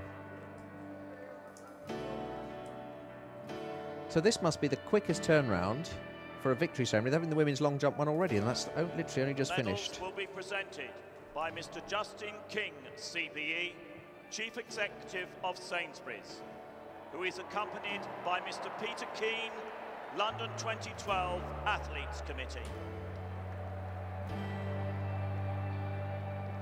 Ladies and gentlemen, the bronze medalist representing Croatia, Michaela Ristowski. She looks like she can't believe it. The Croatian jumped consistently well, but couldn't make any impression on the Russian in silver. Bronwyn on Twitter says, so inspiring to watch these athletes accomplish, very humbling. Go Team South Africa.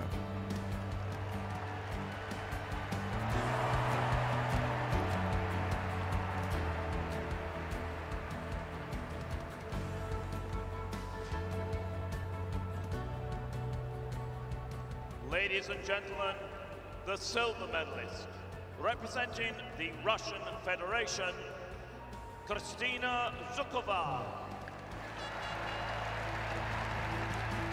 Kristina Zukova. Interesting jumper. Sometimes she wanted the crowd to be quiet, sometimes she wanted them to clap. And I think she did her best jump when they clapped. In that famous Russian tracksuit, which is one of the most sought-after fashion accessories at these games. Everyone seems to admire that Russian tracksuit. I quite like it. Silver for Zagova. And now the gold medal winner. And phenomenal jumper. The gold medalist and Paralympic champion representing Poland, Karolina Kucharczyk.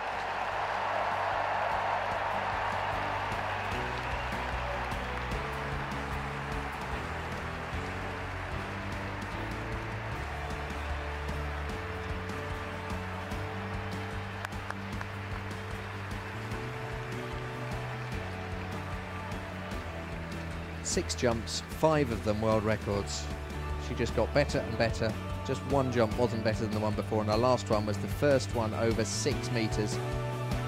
And she's going to really enjoy the Polish anthem. As is customary, will those who are able please stand for the national anthem of Poland?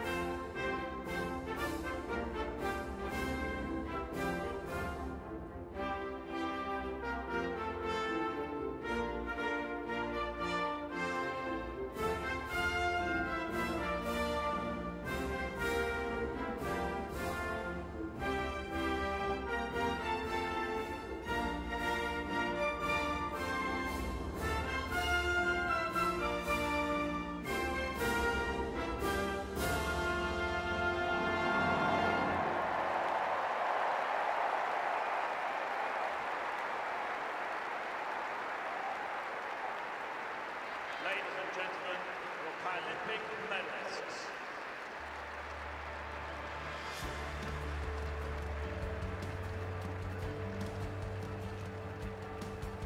There's a final coming up on the track in just a moment, but back over to the high jump once again.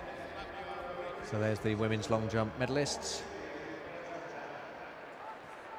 The Russian biting her medal, the Pole following suit, and the Croatia joining in as well. They're all biting their medals, as we often see in these, but fantastic jumping from the Polish girl there.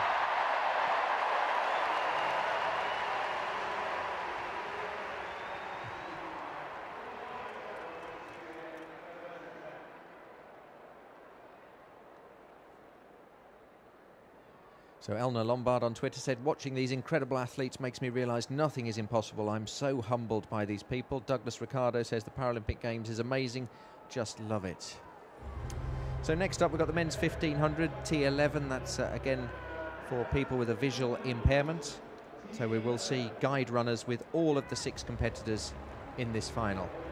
And Santos of Brazil is the world record holder, and he is in lane 1. Dunkley of Canada in 2, Kimani of Kenya in 3, Valenzuela of Chile in 4, Souza of Colombia in 5, and Anderson of Denmark in 6, all with their respective guides. Which you've got to be hard pressed to find a guide that can run this fast. Santos has run 3:59.44 as a personal best, a sub 4 minute 1500 there. It's not like you just go down the block and find somebody who's a relatively fast runner and they can jump into this. These guides are world-class runners as well, and they have to be. Otherwise, they get dropped by their competitor. Now, in the sprinting, I know the guide has to stay behind the runner. Is that the same in the distance event? It is, and you'll see that they're tethered together. You can see these guys, the Kenyans, right there holding their tether. You can see the Chileans right there. With their tether, and that tether needs to be slack the whole time, so that the runner is not gaining any kind of forward momentum from his guide. Colombian there with the flag painted on his glasses, and they all seem to have different sorts of tethers. Some have almost a ribbon, some like a rope. Yeah, exactly, a ribbon, a length of webbing. So here we go, the 1500 meters men's final for the T11 for visually impaired with guide runners. So 3 3/4 laps. And they break straight around away. The track. And it's the Brazilian who's gone into the lead. That's Santos. He is the world record holder, and he's in the lead at the moment and looking very, very comfortable. And it gets a lot more challenging. You see that there are a whole lot more feet on the track, and these guys are completely blind. They can't see anything. And the problem is that you get tripped up. You see in a lot of these races that it's really easy to get tripped up, and when you put 2 more people on the track with the guides, you know, just multiply that number by 2, all of a sudden it's a whole lot harder, and you're looking at people, they have pretty decent spacing, which is as a result of the guide runners right now. So Santos of Brazil into the lead, Dunkley of Canada and Kimani of Kenya tracking him at the moment. It's the Kenyan in second place, and Dunkley of Canada just falling away a bit at the moment, but it's the Brazilian out in the lead, Santos of Brazil with his guide runner. You can see that very thin yellow rope they have joining them, and the Kenyans just behind, Kimani of Kenya, and it's the Chilean runner, Valenzuela, who's moved into the bronze medal position at the moment. And they went through 400 at 1:01. So I'd imagine they will pick up the pace, but you can see the Canadian is just hanging out on the Brazilian's shoulder right now. It's a good place to be, where you let the Brazilian do the pacemaking. There's quite a gap from second to third, so they're relatively comfortable in that. And I don't think the Canadian's gonna sit right there and be totally content to sit there until the bell lap. Now, people that are not familiar with watching this sort of event, it must be quite difficult for the guide when they're going to do an overtaking maneuver. If you're tethered to somebody else, you've all got to go at the same time, haven't you? You do have to go at the same time, and obviously it's going to be the guide is the eyes for the runner. So will he shout? So he'll kind of tell him some of what's going on. the runner has a pretty decent idea of what's going on, just in terms of you go through the turns, you go through the straightaways. They've run a whole lot of laps on the track, but it's going to be the guide member, the guide who's going to say, hey, look, are you ready to go? Do you want to go? Which I'd imagine is a little bit harder for, to keep your secrecy, to maintain that sense of surprise, which is as big an element for these athletes as anything. And obviously they speak different languages in Brazil and Kenya, but when the Kenyan guide shouts to his guy, we're going past, the Brazilians are going to guess what it means, aren't they? There's a pretty decent universal language. You hear the bell lap going, that means that they have 400 meters to go. And it's hard to call this one. And we've got Brazil in front of Kenya. So Santos of Brazil, Kimani of Kenya, and I can't see which way this one's going to go. Do you think? And it's going to be a sprint finish. It's either the Kenyans are going to come past right at the end on the bend, or we're going to see the Brazilians just suddenly dig in. Well, if the Kenyan's going to make his break, he's going to do it now. Which is kind of an interesting thing, because he's making his break in the turn, so the hope is that he actually can get past, which he did get past, because it would have been easy for the Brazilian to pick up the pace and push him out and make him go further. And he's striding away, and you can see he's absolutely completely in step with his guide runner, and that's a great run from Kimani of Kenya. He came past in quite a difficult place because the guide runner was almost out in lane 4, but Kimani of Kenya is going to win this one quite comfortably. Will it be a world record? 4:04:32. I think it will be. Coming up to it, he might even get under 4 minutes. He's under 4 minutes. It's a new world record, 3:58:37 for Kimani of Kenya. That's a terrific run. Santos of Brazil getting the silver, and the Kenyan is absolutely shattered, but he's taken 4 or 5 seconds off the world record there and become the first runner to go under 4 minutes in the men's 1500 T11 final. Samuel Mushai Kimani.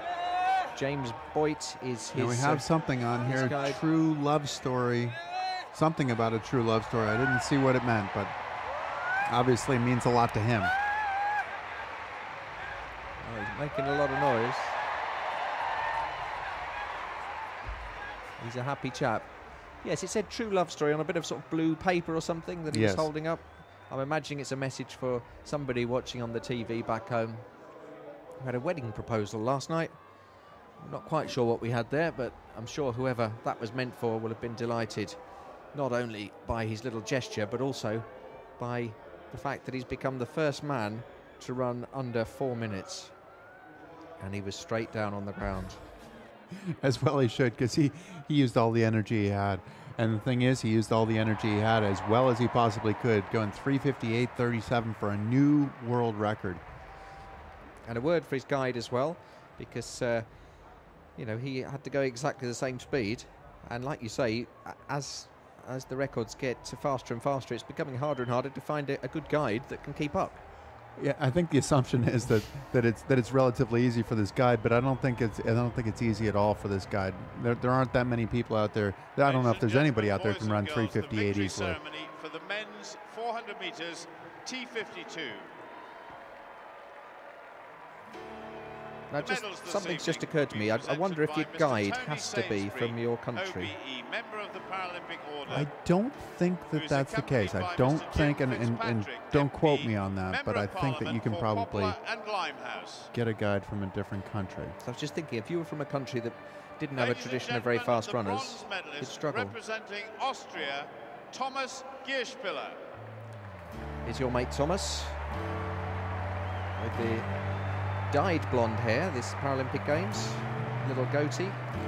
Pretty happy to run fast. He's generally he's been really successful on the road. One of the best road racers. He'll be one of the guys to watch in the marathon here, which is interesting that he's running the 400 meters and will certainly be one of the guys to watch. And he's absolutely ecstatic about that 400 meters. And he's the first medalist I've seen without any shoes on. He's barefoot. The barefoot bronze medalist. I think that's okay. I don't see any no shoes, no shirt signs as far as the medal category is concerned, as far as the podium. Medalist representing Japan, Tomoya Ito. Tomoya Ito looked in contention for a lot of the race, but just couldn't quite keep up at the end. But a very worthy silver medalist. He is the world record holder, but he might be passing that baton. He's passed the baton of the gold medal to our budding American star. And the thing is that he might be passing that world record pretty soon as well.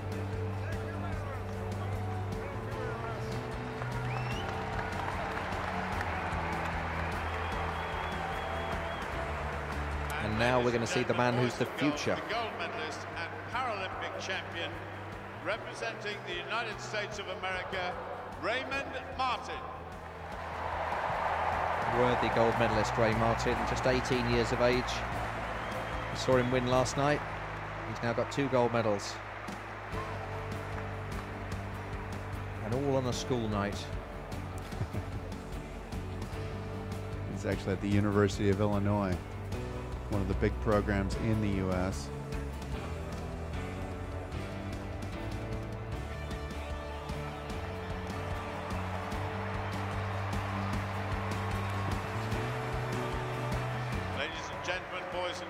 As is customary, will those who are able please stand for the national anthem of the United States of America.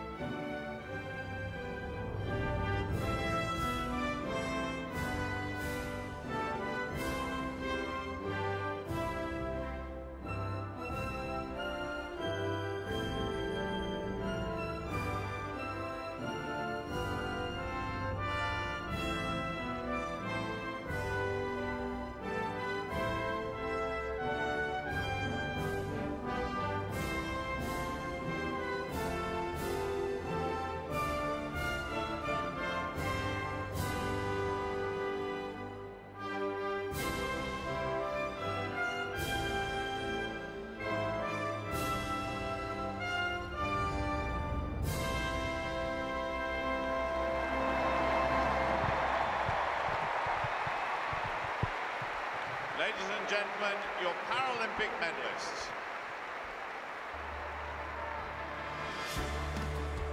So 2 gold medals in 2 days for young Raymond Martin. Ray Martin just inviting the other competitors up onto the podium, and they just had to work out that they would have to go out the back and then up to join him. Very polite young man, he invited them up. He is. Well, and for the photo op, they're getting a bunch of shots of these guys. I think he's going to collect some gold medals and some world records in his career. We see setting up over on the track the T37 1500 meters.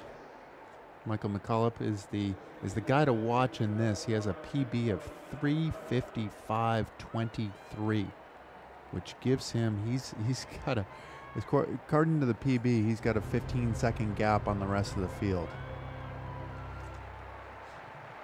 Michael McCullough from Ireland, the world record holder, will be in lane 1 in the green uniform. Dean Miller of Great Britain in lane 2. Faisal Othmani from Tunisia in 3. Majid Djami of Algeria in 4. It's Charmi of Tunisia in 5. Mastouri of France in 6. Hanani of Algeria in 7. Dria of Ukraine in 8. Aharek of Morocco in 9. And Brad Scott of Australia in lane 10. And listen to the cheer for Michael McCullough. That's the T37 class, so these are athletes with cerebral palsy. One of the more mild classes, but you will see some imbalance side to side. Big cheer for the British athlete, Dean Miller. As is customary.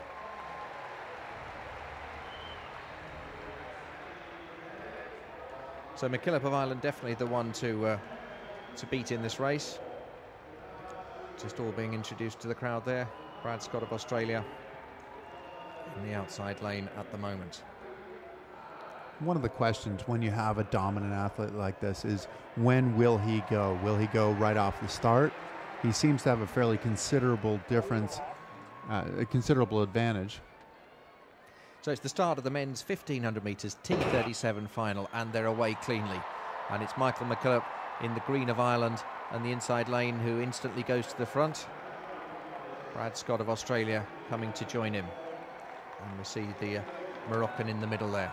But it's McKillop who looks like he's going to try and lead this race from the front the whole way. Just Scott of Australia for company at the moment, and Aharak of Morocco. McKillop looks like he's just getting into his pace, but he doesn't necessarily look like he's pushing the pace all that much. Hasn't strung the field out. So it's McKillop of Ireland from Scott of Australia from Aharak of Morocco, and the whole field quite bunched up at the moment, which suggests it's a fairly slow time. And, Miller of Great Britain just on the outside, just working his way up through the field, making sure he doesn't get boxed in. But it's McKillop and Scott has now just eased ahead of McKillop. And I think McKillop is totally fine with that. I think he's saying, okay, go ahead. Let's see what we can do. Let's get a little separation. And now you can see him coming right back past. Charmy of Tunisia leading the pack, but the two runners in green leading the way at the moment. McKillop of Ireland, Scott of Australia, and Miller of Great Britain coming up into third to a huge cheer from the crowd. The Moroccan just behind him. But it looks to me at the moment as though we're going to get the medalists from these front two, McKillop of Ireland and Scott of Australia. I think the question's going to be who has the next gear right now, because I don't think these guys have shifted down at all. Well, just looking at the PBs, you'd expect McKillop to get the gold and Scott to get the silver, and then maybe Charmy to come through for the bronze. But at the moment, it's Miller of Great Britain coming through at 700 meters. We have McKillop going through and opening a bit of a gap. A little bit of daylight right there, and that might be the last we see of him. See where he is coming through 800. So he's on course for about 4 minutes. The world record is 3:59.54. So if you've got to move on, he could even get a new world record. But I think he'll be concentrating. It's a race situation just on getting the gold. It's McKillop from Scott, and the cheer tells you that Miller of Great Britain is also coming up through the field. He's in third place, just edging ahead of the Moroccan at the moment. I think this is going to be a race for second place. McKillop turned it on, and he looks like he's just getting faster with each lap. That second lap was faster than the first one. I don't think he's going to look at a world record just because that first lap was a relatively pedestrian lap. So here comes McKillop. 2:58, 2:59. It goes across in 3 minutes and 4 seconds, so 3:05. So it won't be a world record, but he's going to get the gold medal. You can hear from the distance between the bells sounding how far ahead he is now of that pack. He's definitely picking it up. We'll see what he can do. He can come through with a 50-second lap. 50 and change. He went 63, so 67, 63. We said it wouldn't be a world record, but hard-pressed. Nobody's told him. I think he's just going to be just outside of it, and like you say, it was that opening lap that did for him. But he's absolutely storming down the back straight. So he's blown the pack away, blown the pack apart. And Scott of Australia, who was absorbed by the pack, is now getting ahead again. Miller of Great Britain going backwards at the moment. So it looks like Scott of Australia is going to get the silver medal, but waving to the crowd, Michael McKillop. What a character he is. Blowing some kisses. Waving both sides. I don't think he's going for the world record. He's going for the gold medal, and he's going to enjoy this last 100 meters, that's for sure. It's gold for Michael McKillop of Ireland. Though he did go new Paralympic record. New Paralympic record, 4:08.11, and confirmation that Scott of Australia got the silver there.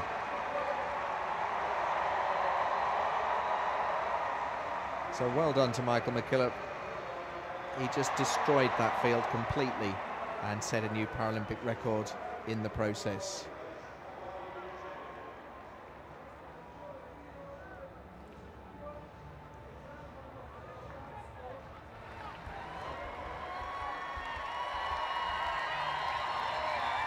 off he goes, Michael McKillop.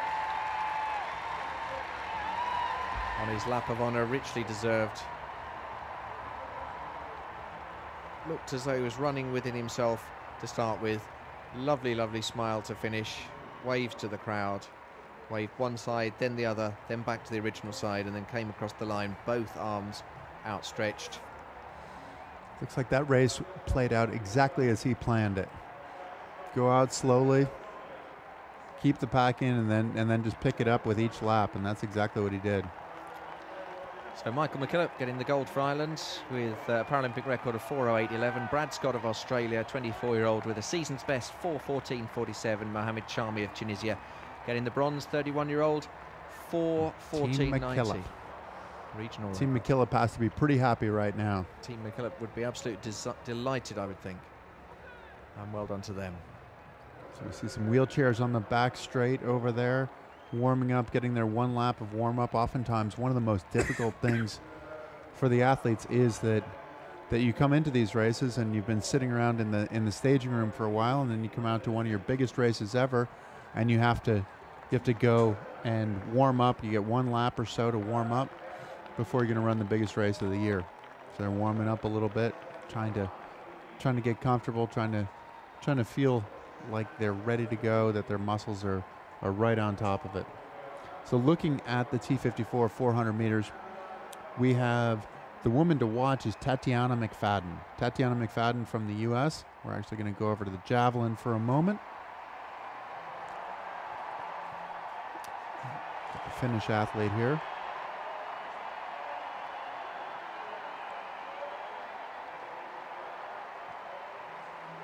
He's already broken a Paralympic record. The German athlete here.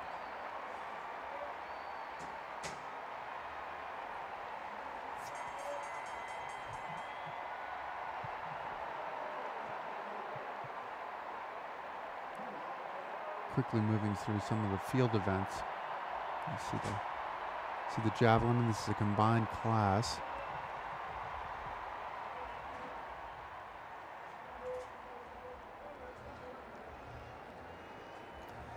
Amazing how they can throw it from that seated position, isn't it? It really is. It amazes me because I've tried it. Well, I haven't tried that, but just even throwing a tennis ball is something that's a challenge from a seated position because you just don't have all those other muscles to use. It's amazing how much you use your legs to throw.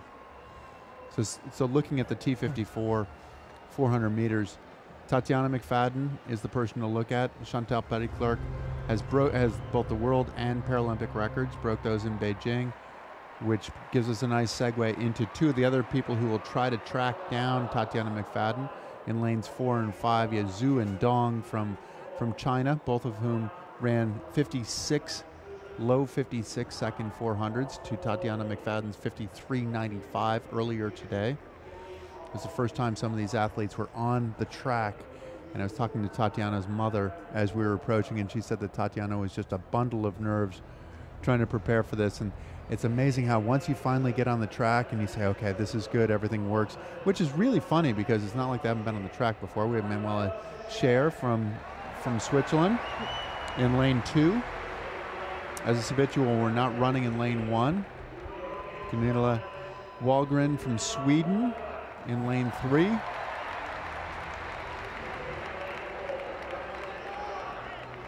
have Dong in 4. Who's one of the athletes to watch.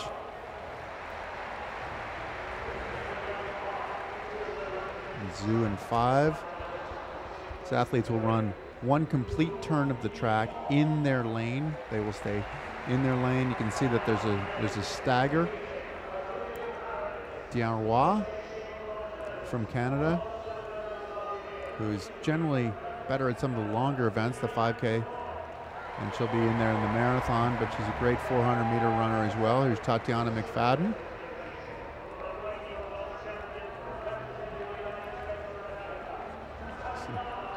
Great smile, ready to go.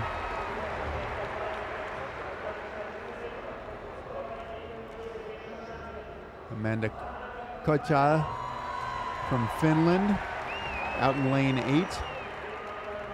And the winner of the 5K Edith Wolf from Switzerland. So a lot of these wheelchair athletes will compete over a variety of different distances. Edith winning the 5K is here in the 400 meters and will be a force to be reckoned with. So call this one for me. Who do you think is going to win this one, Chris? I think Tatiana McFadden is the person to beat in this race. The Chinese are always the wild cards. You never know exactly what they're going to do. So Dong and Zhu. So let's see who gets away first. That's Edith Wolf from Switzerland in the outside lane. And we can't really tell at the moment who is doing well. The Chinese girls both seem to be going very well, but you're absolutely right. It's Tatiana McFadden in lane 7, who's already passed lane 8 and lane 9. Just veering slightly in her lane there. She went dangerously close to going over the inside line, but Tatiana McFadden at the moment is in the lead. As the stagger unfolds, then the Chinese competitors will be catching up with her, but the Finn in lane 8 going well as well. But at the moment, Tatiana McFadden, she's storming away with it, Chris. She's making it her own race here, coming off of the fourth turn here. There's nobody really very close. I mean, that's got to be 20 meters or more. And you can see that she's going right in here, and she might well.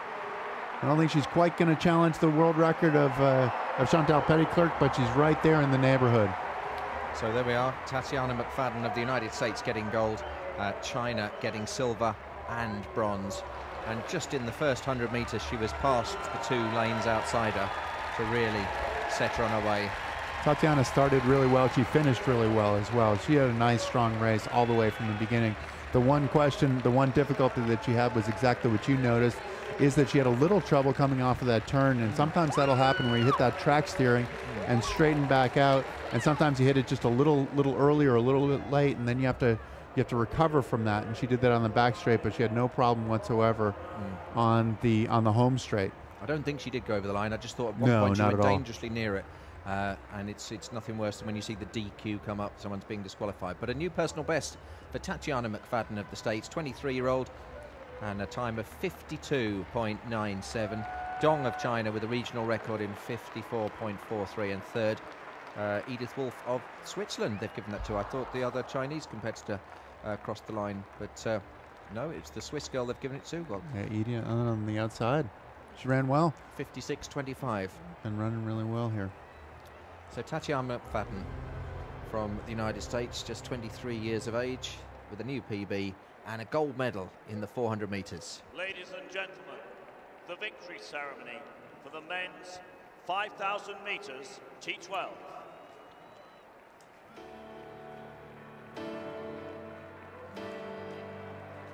The medals will be presented by Mr. Tony Sainsbury, OBE, member of the Paralympic Order, who is accompanied by Mr. Darren Johnson, AM, Vice Chair, London Assembly.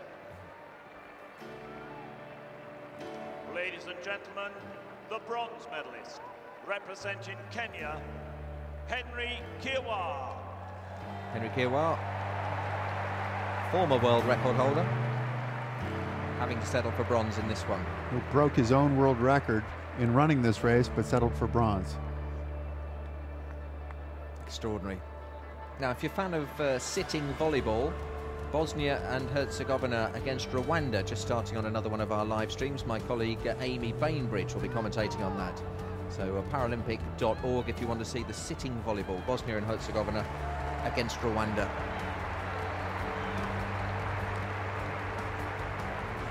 I think that this was the most impressive race of the evening so far. Because Chentouf just destroyed the field. What'd you say, it was a 33-second breaking of the world record? Extraordinary. Absolutely incredible. Tunisian who took silver. Well deserving of that medal.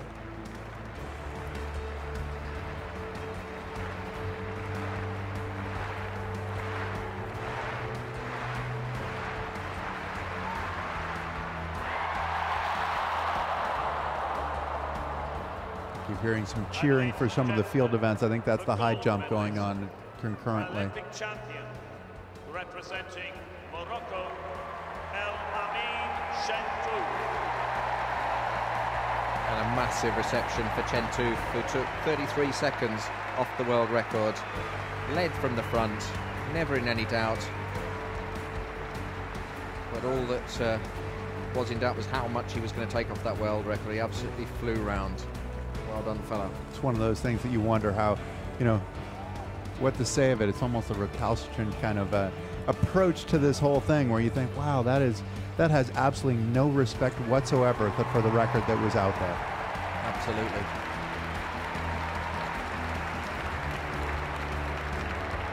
Ladies and gentlemen, as is customary, will those who are able please stand for the national anthem of Morocco.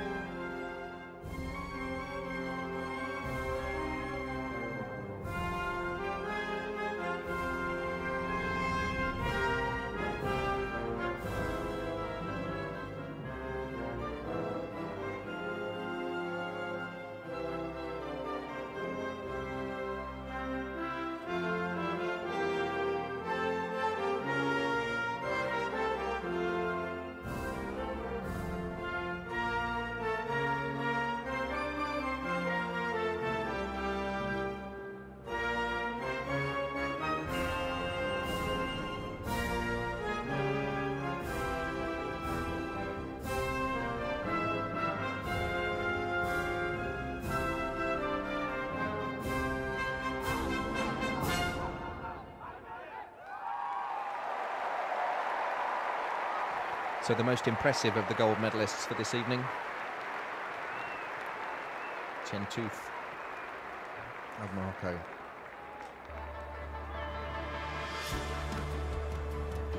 Ladies and gentlemen, your Paralympic medalists.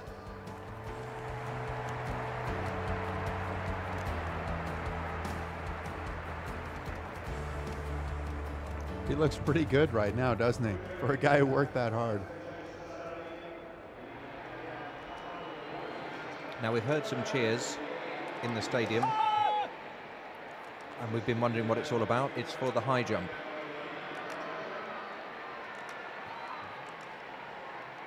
Now, this is a really impressive event.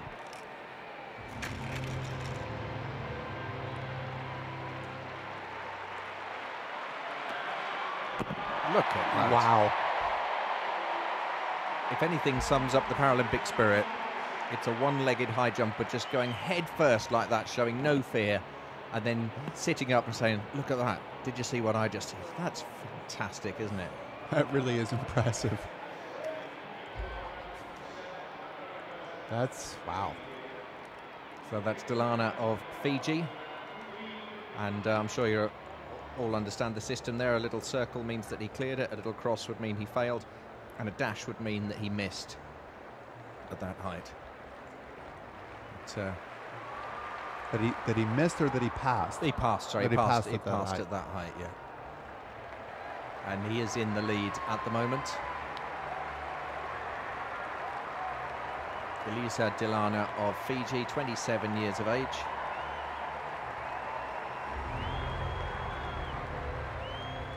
Ladies and gentlemen, the victory ceremony for the men's 1500 meters T11. And 174 was the height he cleared. The medals this evening will be presented by Mr. Andrew Parsons, governing board member of the International Paralympic Committee, who is accompanied by Councillor Chris Robbins, leader of Waltham Forest. Ladies and gentlemen, the bronze medalist representing Canada, Jason Joseph Dunkley, and his guide runner, Josh Karanya.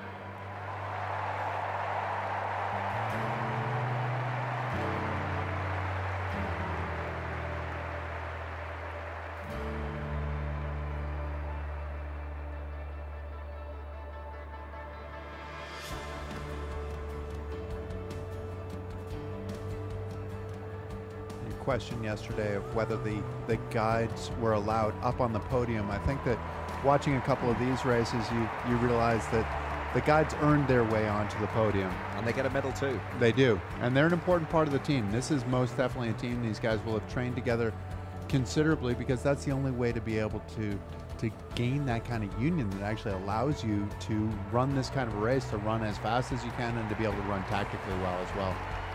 Jason Dunkley of Canada. The silver medalist representing Brazil, Odair Santos, and his guide runner, Carlos Antonio dos Santos.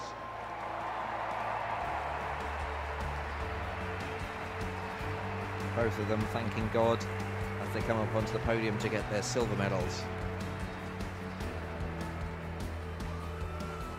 And it's good to see the guides getting them as well. Yeah, the guides are certainly not second-class citizens. They really are. They're an integral part of this team. And that's the great thing about the whole Paralympic movement. No one's a second-class citizen in the Paralympic movement. No, and no one's an island unto themselves. Flowers from the leader of Waltham Forest, which is a local council. It's not a forest. It's not like he's a Robin Hood figure. Waltham Forest, one of the councils in East London. Well, that's too bad. I was kind of enjoying thinking of him as a Robin Hood character. Representing Kenya, Samuel Mushai Kimani, and his guide runner, James Boyd. Kimani of Kenya getting the gold. Great run for him. He waited for his opportunity and took it and ran away with it. Guide just telling him in to put his head down.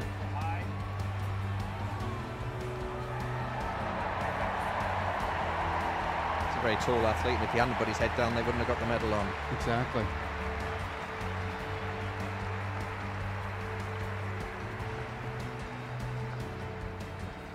They're quite heavy, those medals. So you'll certainly feel the weight of that around his neck. Yes, yes. It's the flowers as well. Heavy. I think you want to call it substantial, right? Substantial. Because it's substantial just to get here. It's substantial to win a medal, and it's a commensurate heft, I guess. It is. It's a weighty achievement. It is, most definitely. Please stand for the national anthem of Kenya.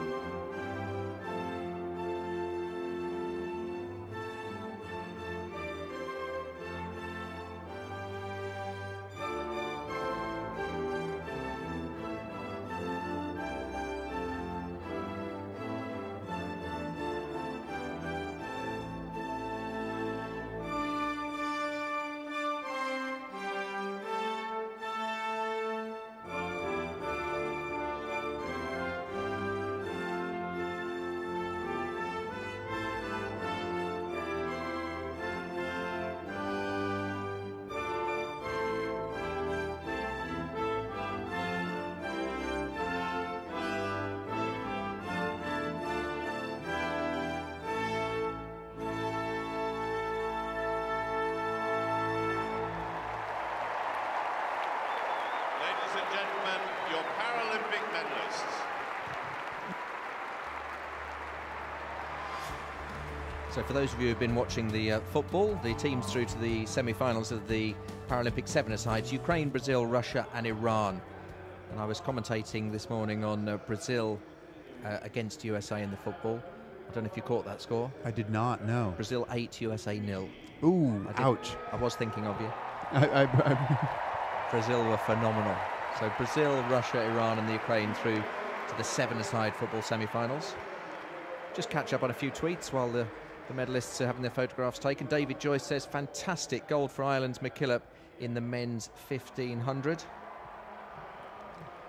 And ML Hart says, okay, just watching the Paralympic one-legged high jump, I'm never going to complain again about little aches and pains.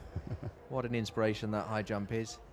And Alison Fisher says, so glad to see the T11 1500 metre guides also get medals. We're at Paralympic. If you want to tweet us, we'll read out the best ones. But to be honest, so many are coming in, we can't read them all out. Andy Campbell says he lived in Kenya for 3 years and was very proud to hear the national anthem of Kenya as it went out. So on the track right now, we have the men's T11 200 meter. These are heats. We've had all finals this evening. This is the only set of heats that we have. Almost seems strange to put it on late in the night. It does seem a little strange. Yes, we do like the medal ceremonies and we do like to see the gold. So this is the T11 round 1 heat 1. There's going to be 5 heats of this. And again, this is for visually impaired competitors, and they will all have guide runners. So I'll just run through the list for you. In lane 2, you'll have George Choi of Thailand, Ratawo of Nigeria, you're seeing there in lane 4, 31 years of age, the PB of 23.59 that he set earlier this year. Definitely going to be the one to watch, I would say. Moving out to the Azerbaijani, Muradov, 23 years old, a PB of 23.14, his best this year's 23.87, and Mukunda of France, 28-year-old, in lane 7. So Ratawo of Nigeria, going to be the one to watch, I think, Chris, here? I think so, though certainly Muradov has run 23.14 as a personal best, so this is these athletes are peaking, looking for this particular race, and sometimes the speed with which they've run earlier in the year is not necessarily an indication of how quickly they'll run now. If they've set their taper and their peak correctly, this will be the fastest race that they run all year, and the conditions are perfect for it.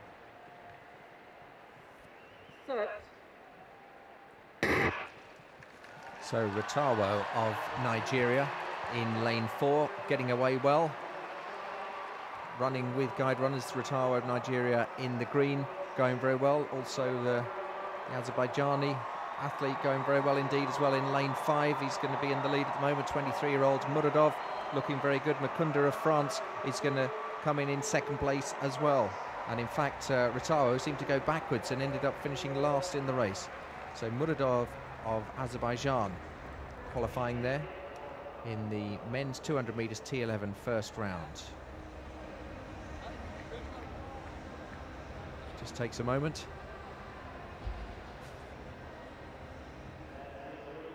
It's actually kind of interesting. We get reaction times. How quickly these guys react off of the blocks, and actually Muradov was the 3rd fastest off the line.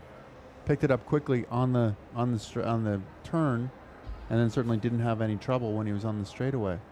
Yeah, and Ratawo seems to start to very well indeed, but it's Muradov who has qualified with a regional record, 23-year-old in a time of 23.49. Mukunda of France in second place, 23.67. That's a PB for the Frenchman. And third place to George Chai of Thailand in 24.31. Let's have a look at the high jump again.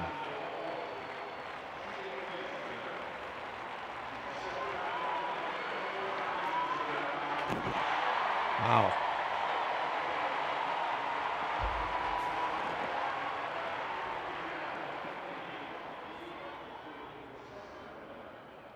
Really impressive. Just it looks like it's a bit of an effort just to get to the bar, and then an explosive move up and over the bar.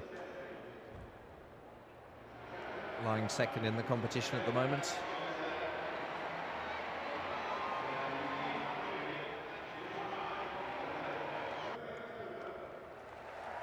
And the pole next, who's lying 4th.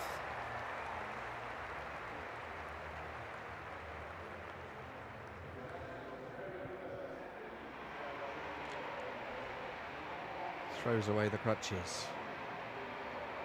In some ways representative of the Paralympics, isn't it? It is. It's almost like he throws away the shackles and over he goes head first. Well done, fella. Wow.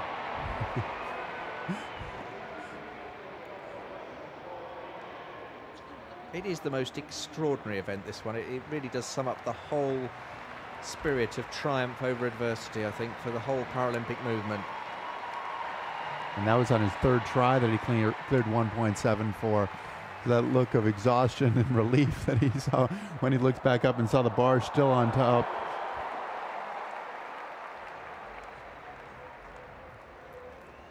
So it's the Fijian still in the lead, then the Indian, then the Pole, then the Chinese, Brazilian. And that's the order at the moment in the men's high jump. Now we've got the second heat coming up. There's just confirmation that Muradov qualified in a time of 23.49.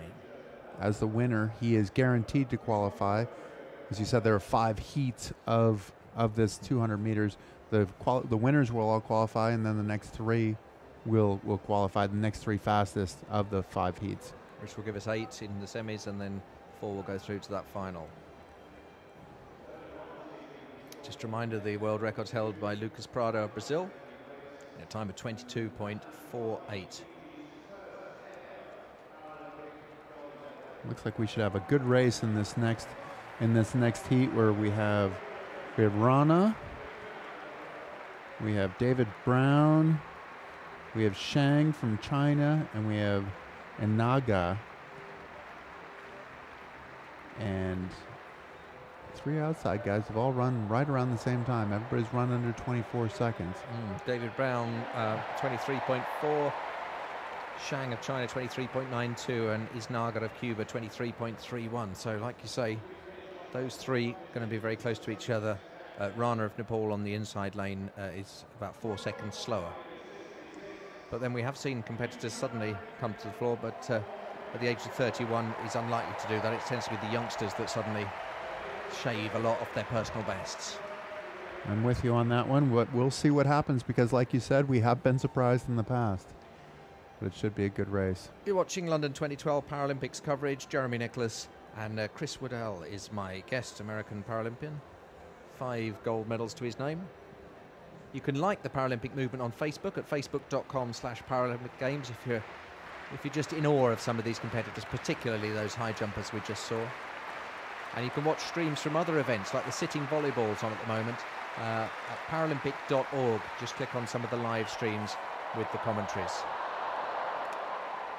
So there is the Cuban, Isnaga, just psyching himself up. He's in the outside lane. Shang of China inside him, and David Brown of the USA inside. And as we said, this is the T11 class, so this is the completely blind class. They will all have guide runners, which makes it a little bit deceiving when you're looking at the stagger and you're trying to figure out who's making up the stagger, because the guide runner will have his own lane as well. So we look at this and you see the runner, and then there's a space of a lane, then another runner. So it's actually kind of like having a double stagger. Actually, it's not kind of like it. It is exactly like it. It's exactly like that. I haven't done any predictions tonight because you're the expert, but I'm going to go for Isnaga of Cuba because he looked pumped. Okay. Look at him. He most certainly does. He's in the outside lane, so that's not the best place to be. But this is the second heat, round 1 of the men's 200 meters T11. And you are going out on a limb here, Jeremy, because he does have the fastest PB of all the people in this heat. Well, of course, I had checked that. You might not be an expert, but you can read. I can read, yeah.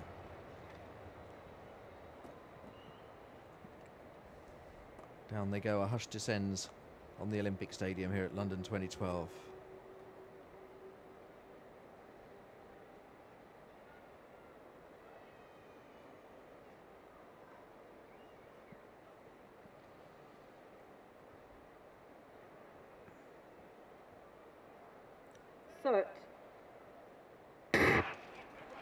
So Isnaga of Cuba getting away well in the outside lane, but so too has Shang of China. David Brown of the States also going well.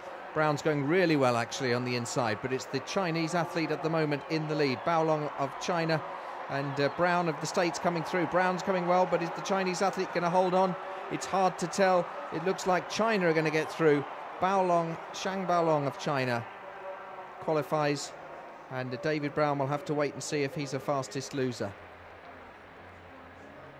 So I would guess that he will advance. It looked like that was a fast heat. Everybody was bunched. I think it must have been a fast heat. 23:43 is what it looks like Xiao came through. Yeah, it was fast, and that's why my man came third, because it was very fast. 23:54, Isnaga coming in a time of 23:77. David Brown, 23:54. He'll have to wait and see if that's good enough, and it was won by Baolong Shang of China, 23:43. He's definitely qualified. David Brown will have to wait and see.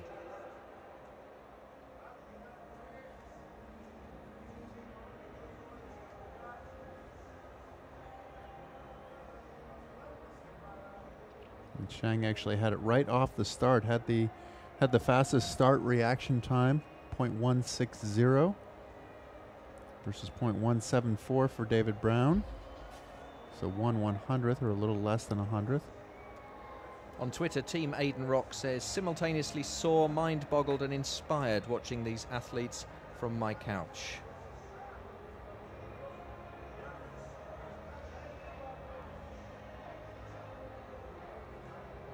We're at Paralympic if you want to send us a Twitter message. Jean-Jacques Stridham says, not only is it inspiring but also humbling to see those perform with a lot less than what the norm easily take for granted. And Hein Goliath says, the one-legged high jumpers, I'm speechless. That alone makes the games worth watching. Ceremony for the men's 100 meters T51. We'll be back with the other heats of the 200 meters T11 round 1. Let's just have this victory ceremony.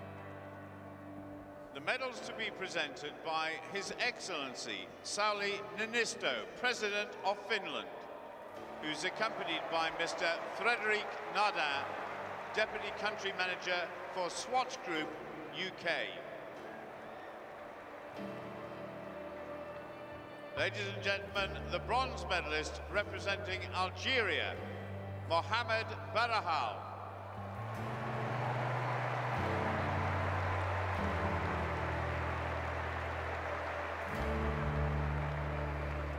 Bronze for Algeria.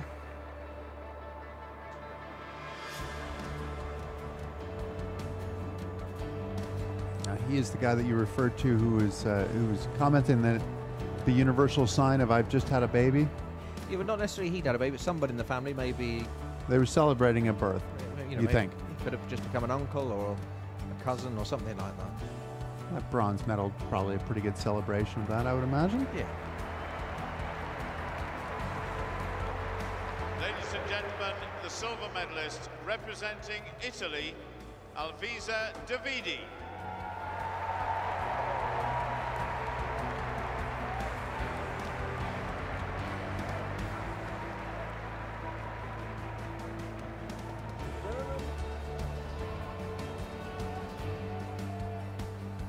Rebecca says on Twitter, everyone needs to go and watch goalball, the most amazing Paralympic sport ever. Go USA Paralympics. You a goalball fan? It's a great sport.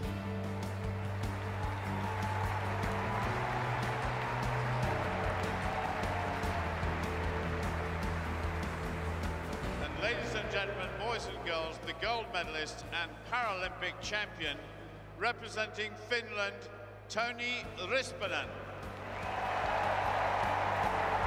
And some dominance from the Finns in the wheelchair 100-meter races. Tony, who was absolutely bombing his way down, the flying Finn, getting the gold medal at the Paralympics, London 2012. I've started, so I'll finish. Let's have the Finnish anthem.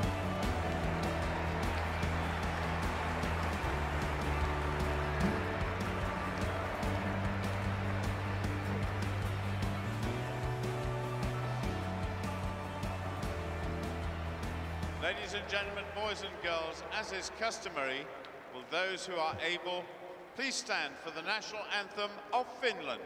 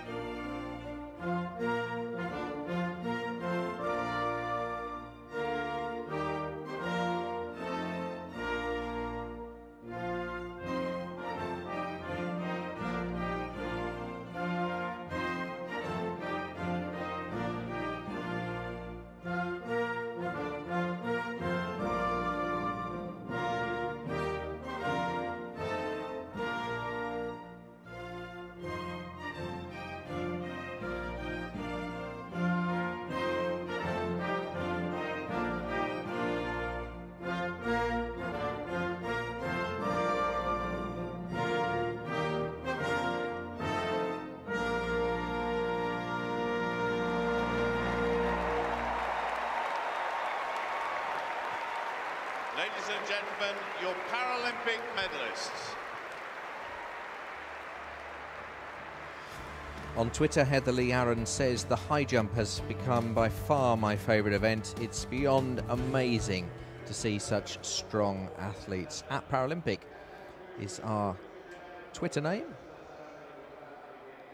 Delon says, I'm absolutely touched and in awe by the efforts of these athletes. We've got some more heats coming up at the men's 200 metres T11.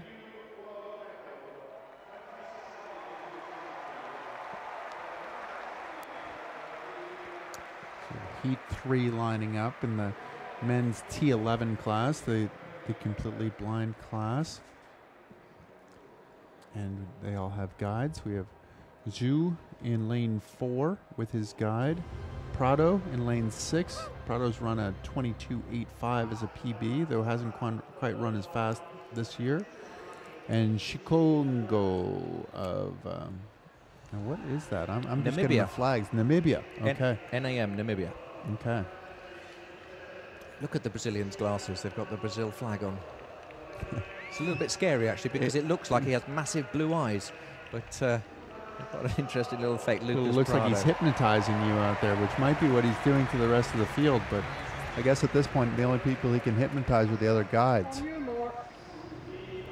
So Shikongo of Namibia in lane 8, Prado of Brazil in 6, Zhu of China in 4. Third heat. The winner goes through. And Zhu has run the fastest time this year, fastest season's best, so I'm thinking that he's probably the guy to look for. 23.22. Yeah, that's a second inside anything what anyone else has done this year. Prado has run faster in the past. I'm not going to make any more predictions because I stuffed up badly in the last one. But it makes it a whole lot more fun. I'd imagine the people sitting at home are watching, making predictions themselves. In that case, I'm going to go for Zhu because he's got the fastest time this year. I think so, and it's hard to discount any of the Chinese right now. And they're away cleanly. Shikongo of Namibia in the outside lane, Prado of Brazil, but Zhu of China going very well indeed. But it's Prado of Brazil looking very strong at the moment, catching up Shikongo of Namibia, but Shikongo still just holding him off. The Brazilians coming strongly. Prado of Brazil, Shikongo from Namibia. It's neck and neck. Who's going to get this? I think the Brazilian's just going to get it on the line. The Brazilian, Lucas Prado, just gets it from Shikongo of Namibia. And once again, my choice, Zhu of China, comes third out of 3. That tells you everything you need to know about my ability to predict races. Hey, I was with you on that one. I thought that the Chinese certainly have been really, really strong here, but Prado did have the fastest time ever in his career, fastest personal best, which can't be discounted in here. Naledi Dewi of South Africa says, I'm Naledi from South Africa. Please read my tweet. These athletes inspire me to do something for myself. I'm happy to have done that for you. David Noble on Twitter says, I feel I know the background music to the Paralympic medal ceremonies, but can't quite place it. Can anyone help? No. I don't know what it is either. It's very, very familiar, but I've no idea what it is. But this is the beauty of social media. Someone will know what that is. David will find that for you. What's the background music they keep playing on the medal ceremonies? I know they play David Bowie Heroes after the medal ceremonies because I'm very fond of David Bowie.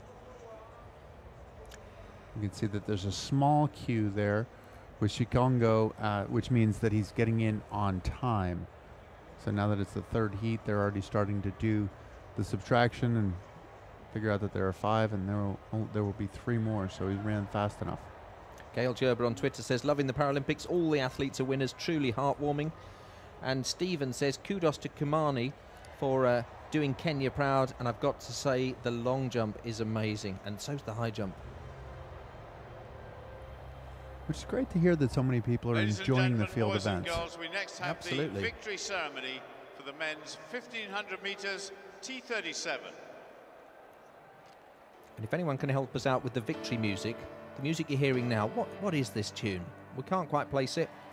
And the people are asking us on Twitter what it is. Presented by Mrs. Catherine McKillop, Procter & Gamble ambassador, who is accompanied by Baroness Tanny Gray Thompson, DBE. Tanny Gray Thompson, I'm applauding her. London 2012 Athletes Committee. Committee. What a legend Tanni Gray-Thompson is. Legendary wheelchair athlete for the UK. And I've worked with her at many, many events. She's a lovely, lovely lady. I don't know if you know Tanni. Oh, she's great. Yes, we were racing at the same time, so I know her as an athlete and a person. She's great.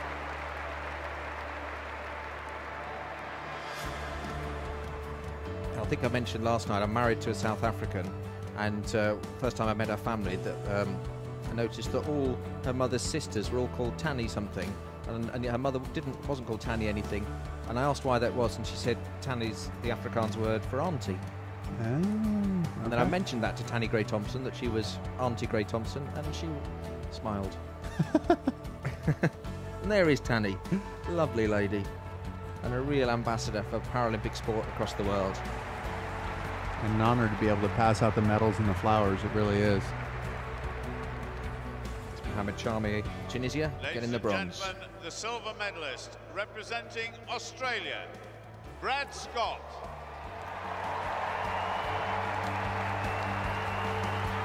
He ran a great race. You know, he was out there with McCullough in the beginning. Fell back to the pack and then found his way out of the pack again. It's impressive because oftentimes that's not the case. Gico on Twitter says Elton John. Now, seeing as Elton's not competing, I'm guessing they mean did the music. I'm not sure. That's the intro music. I don't know. Shane Collette says, I know what the song is, but you must first read my tweet, please. These athletes inspire me to do something great every day. Shane, I've read that out. Tell us what the music is. Ladies and gentlemen, boys and girls, the gold medalist and Paralympic champion representing Ireland, Michael McKillop. Michael McKillop. Now, forgive me if I'm wrong, but isn't the lady presenting the medals also called McKillop? Yes. Any relation? I don't know. She's from Procter & Gamble. I'm kind of hoping that somebody tells us whether there's a relation or not. If she says thanks. That looks like it's a little bit more than just just an ordinary exchange of medal. Did he say thanks? Congratulations. If he said thanks, Mum, we'd know the clue. That would be my guess. And there's Tanni giving Michael McKillop the medal, and that means we get to hear the national anthem of the Republic of Ireland. Ladies and gentlemen, as is customary, will those who are able please stand for the national anthem of Ireland.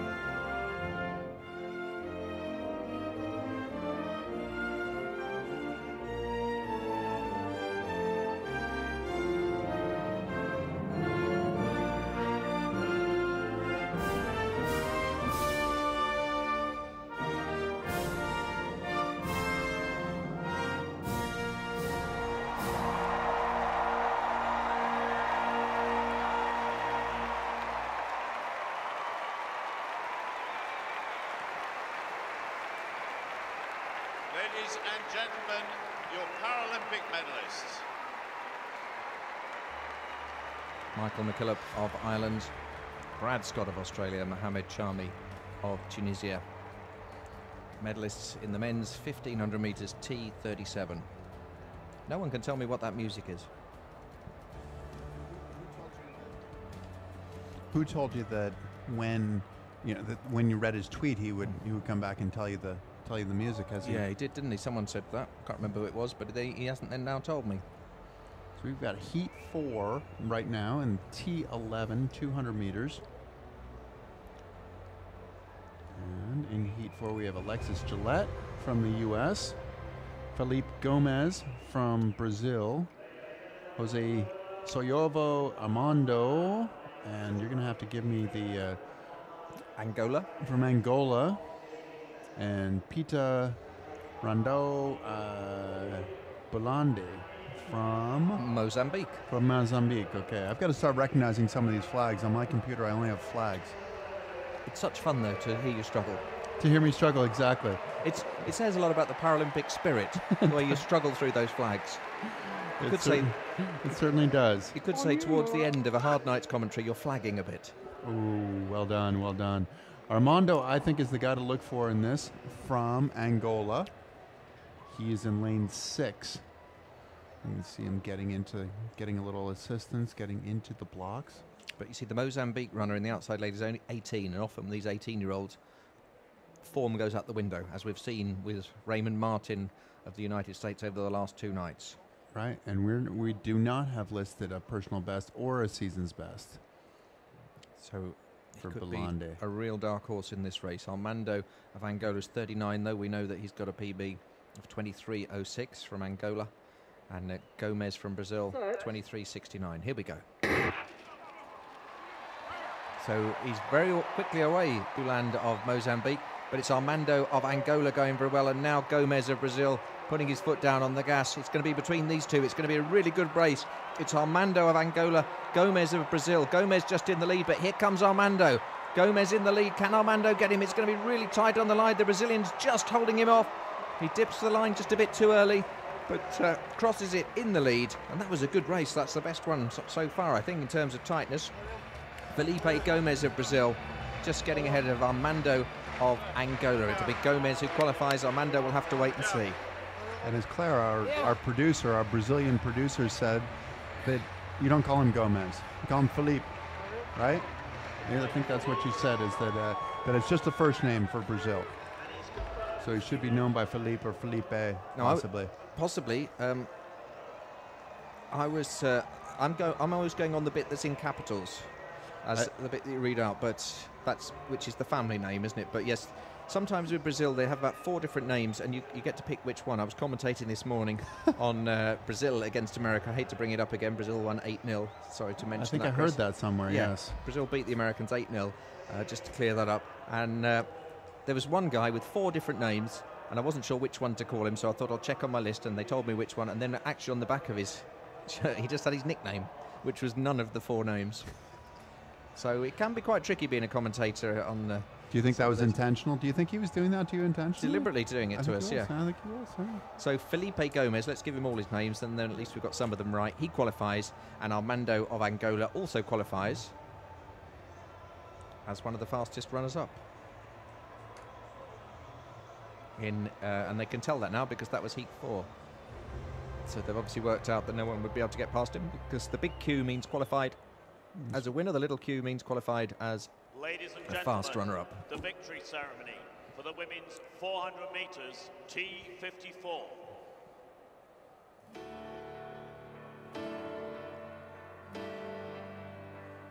The medals will be presented by Mr. Hugh Robertson MP, Minister for Sport and Olympics, who is accompanied by Baroness Tanni Gray-Thompson, DBE, London 2012 Athletes Committee.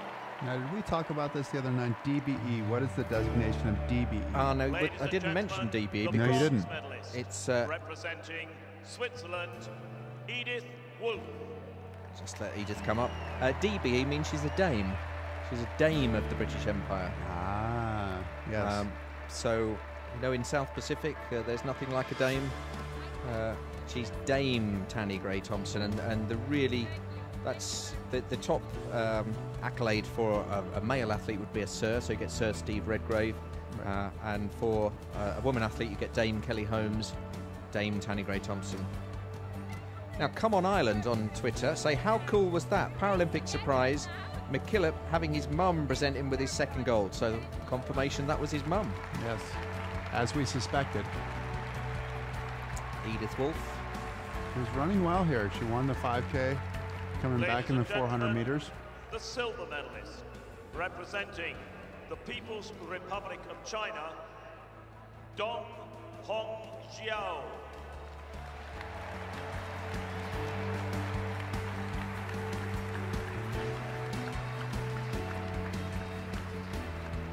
Hirohito has tweeted, watching the high jump made me rethink what I thought were my weaknesses. Truly amazing and inspiring. Thanks for that, Hirohito. And Angela says, this really gives me the inspiration to achieve anything in life, and congrats to all the winners. You are all blessed.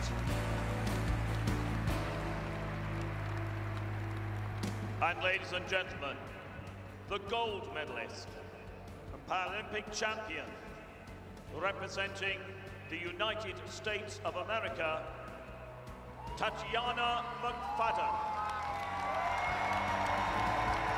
Tatiana's a great athlete. I think this is only the beginning of what we're going to see from her.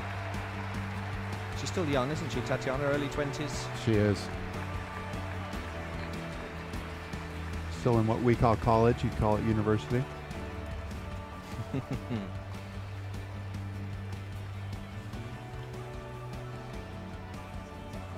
Tanny Gray Thompson, Tanny meaning auntie in Afrikaans, and I'm reminded that means uncle.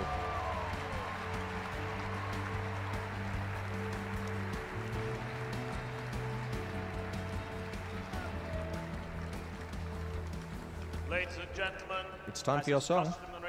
Will Yes, those it who is. are able, please stand for the national anthem of the United States of America.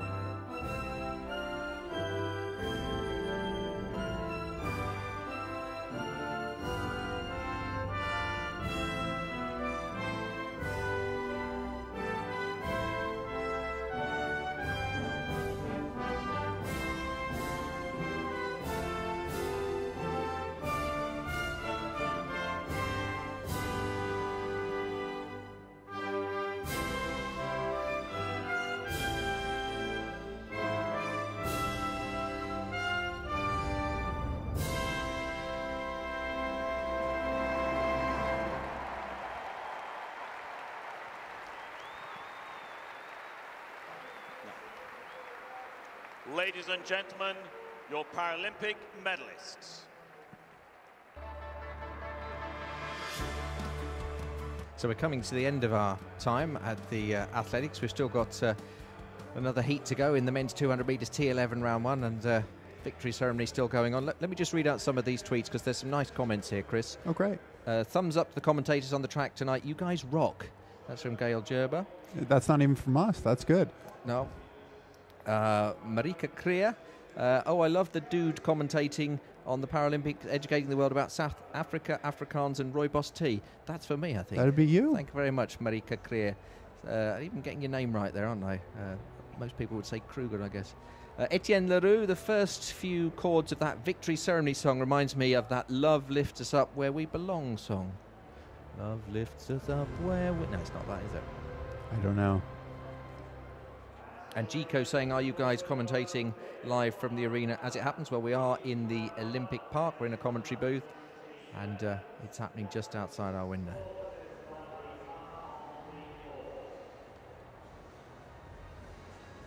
And I can tell you it's a beautiful night here in London. I was commentating on the football earlier, and then I was walking around the Olympic Park just in shirt sleeves. Beautiful day here in London. Firmino Batista from Portugal. So call this one for me, Chris, because I have been hopeless at predicting these, and you have a much better track record. They've got fairly similar sort of times. Daniel Silva, I see, has got quite a good season best for Brazil. I would go with Daniel Silva right now. We have Octavio Angelo dos Santos, and this is from Angola. We've got a couple of Angolan runners. Absolutely right. I think I'm going to go with Daniel Silva, or maybe just Daniel. Okay. Or Daniel. Don't say Danielle, that's a woman's name. Okay. Daniel Silva from Brazil, Firmino Batista of Portugal, and Santos of Angola. About 5 minutes time on the international feed of this Paralympics. We'll be saying goodbye to you, and there'll be a summary of the news on what's been happening at the Paralympics today, and then we've got some powerlifting coming up for you. hand you over to another commentary team for them, because we don't do the powerlifting. We're athletics guys in here. We are. And I do a bit of football as well, but off we go then. It's the T11 round 1, heat 5. Santos from Angola away very strongly. The Silva from Brazil on the inside, though, as the bend unwinds. Silva from Brazil storms into the lead. He's got a bit of competition from Santos from Angola, but Silva going to comfortably win this one, slowing down, saving himself for the next round. Silva from Brazil, from Baptista from Portugal, and Santos from Angola coming in third. And that was a good run from Silva. You called that one spot on, Chris. Every once in a while you get lucky, Jeremy. That's the way it works. But he looked strong. He looked strong right from the beginning. And actually, some of his biggest competition will be from his countrymen. The Brazilians have been particularly strong in this event. He's delighted with that. It's always good to get to the finish line first. It doesn't matter when it happens, if it happens in a heat or if it happens in a final. You want to get to the finish line first. He got to the finish line first, and things can't get any better, really. So we've got about 3 minutes left on our international transmission of this day of athletics at the Paralympics London 2012. What would be your highlights of the night, would you say, Chris? Oh, well, I mean, I think that the one that's still ongoing is the high jump, the men's high jump, but and I can't believe that I'm forgetting his name right now. Is the 5,000 meters that we saw from Chen Touf of Morocco. Chen Touf. That was just took over half a minute off the world record. Yes, that was phenomenal. Absolutely incredible. And then the Polish girl in the long jump with 5 out of 6 of her jumps were new world records. That was a great moment. McKillop of Ireland winning and then getting the medal, the gold medal from his mother, who happened to work for one of the sponsors as an ambassador. I mean, just some great stories tonight. All the way along, and it was a packed house that got a chance to see it. You can see that they're filing out, and one of the reasons for that is that they're trying to make their trains back home.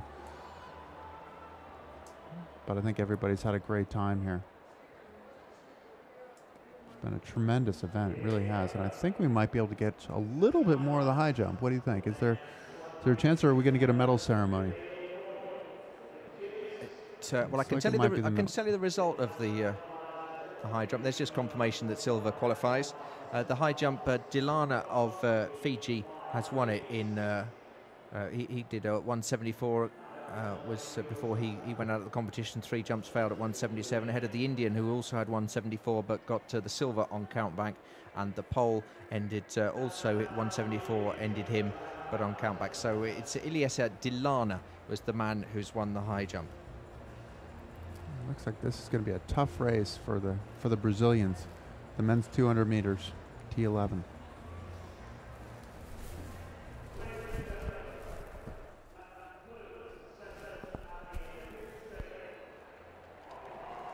So thank you very much for your company tonight, Chris. Enjoyed it as always. It's been my pleasure, Jeremy. I'm glad to be a small part of what's going on in such a great event.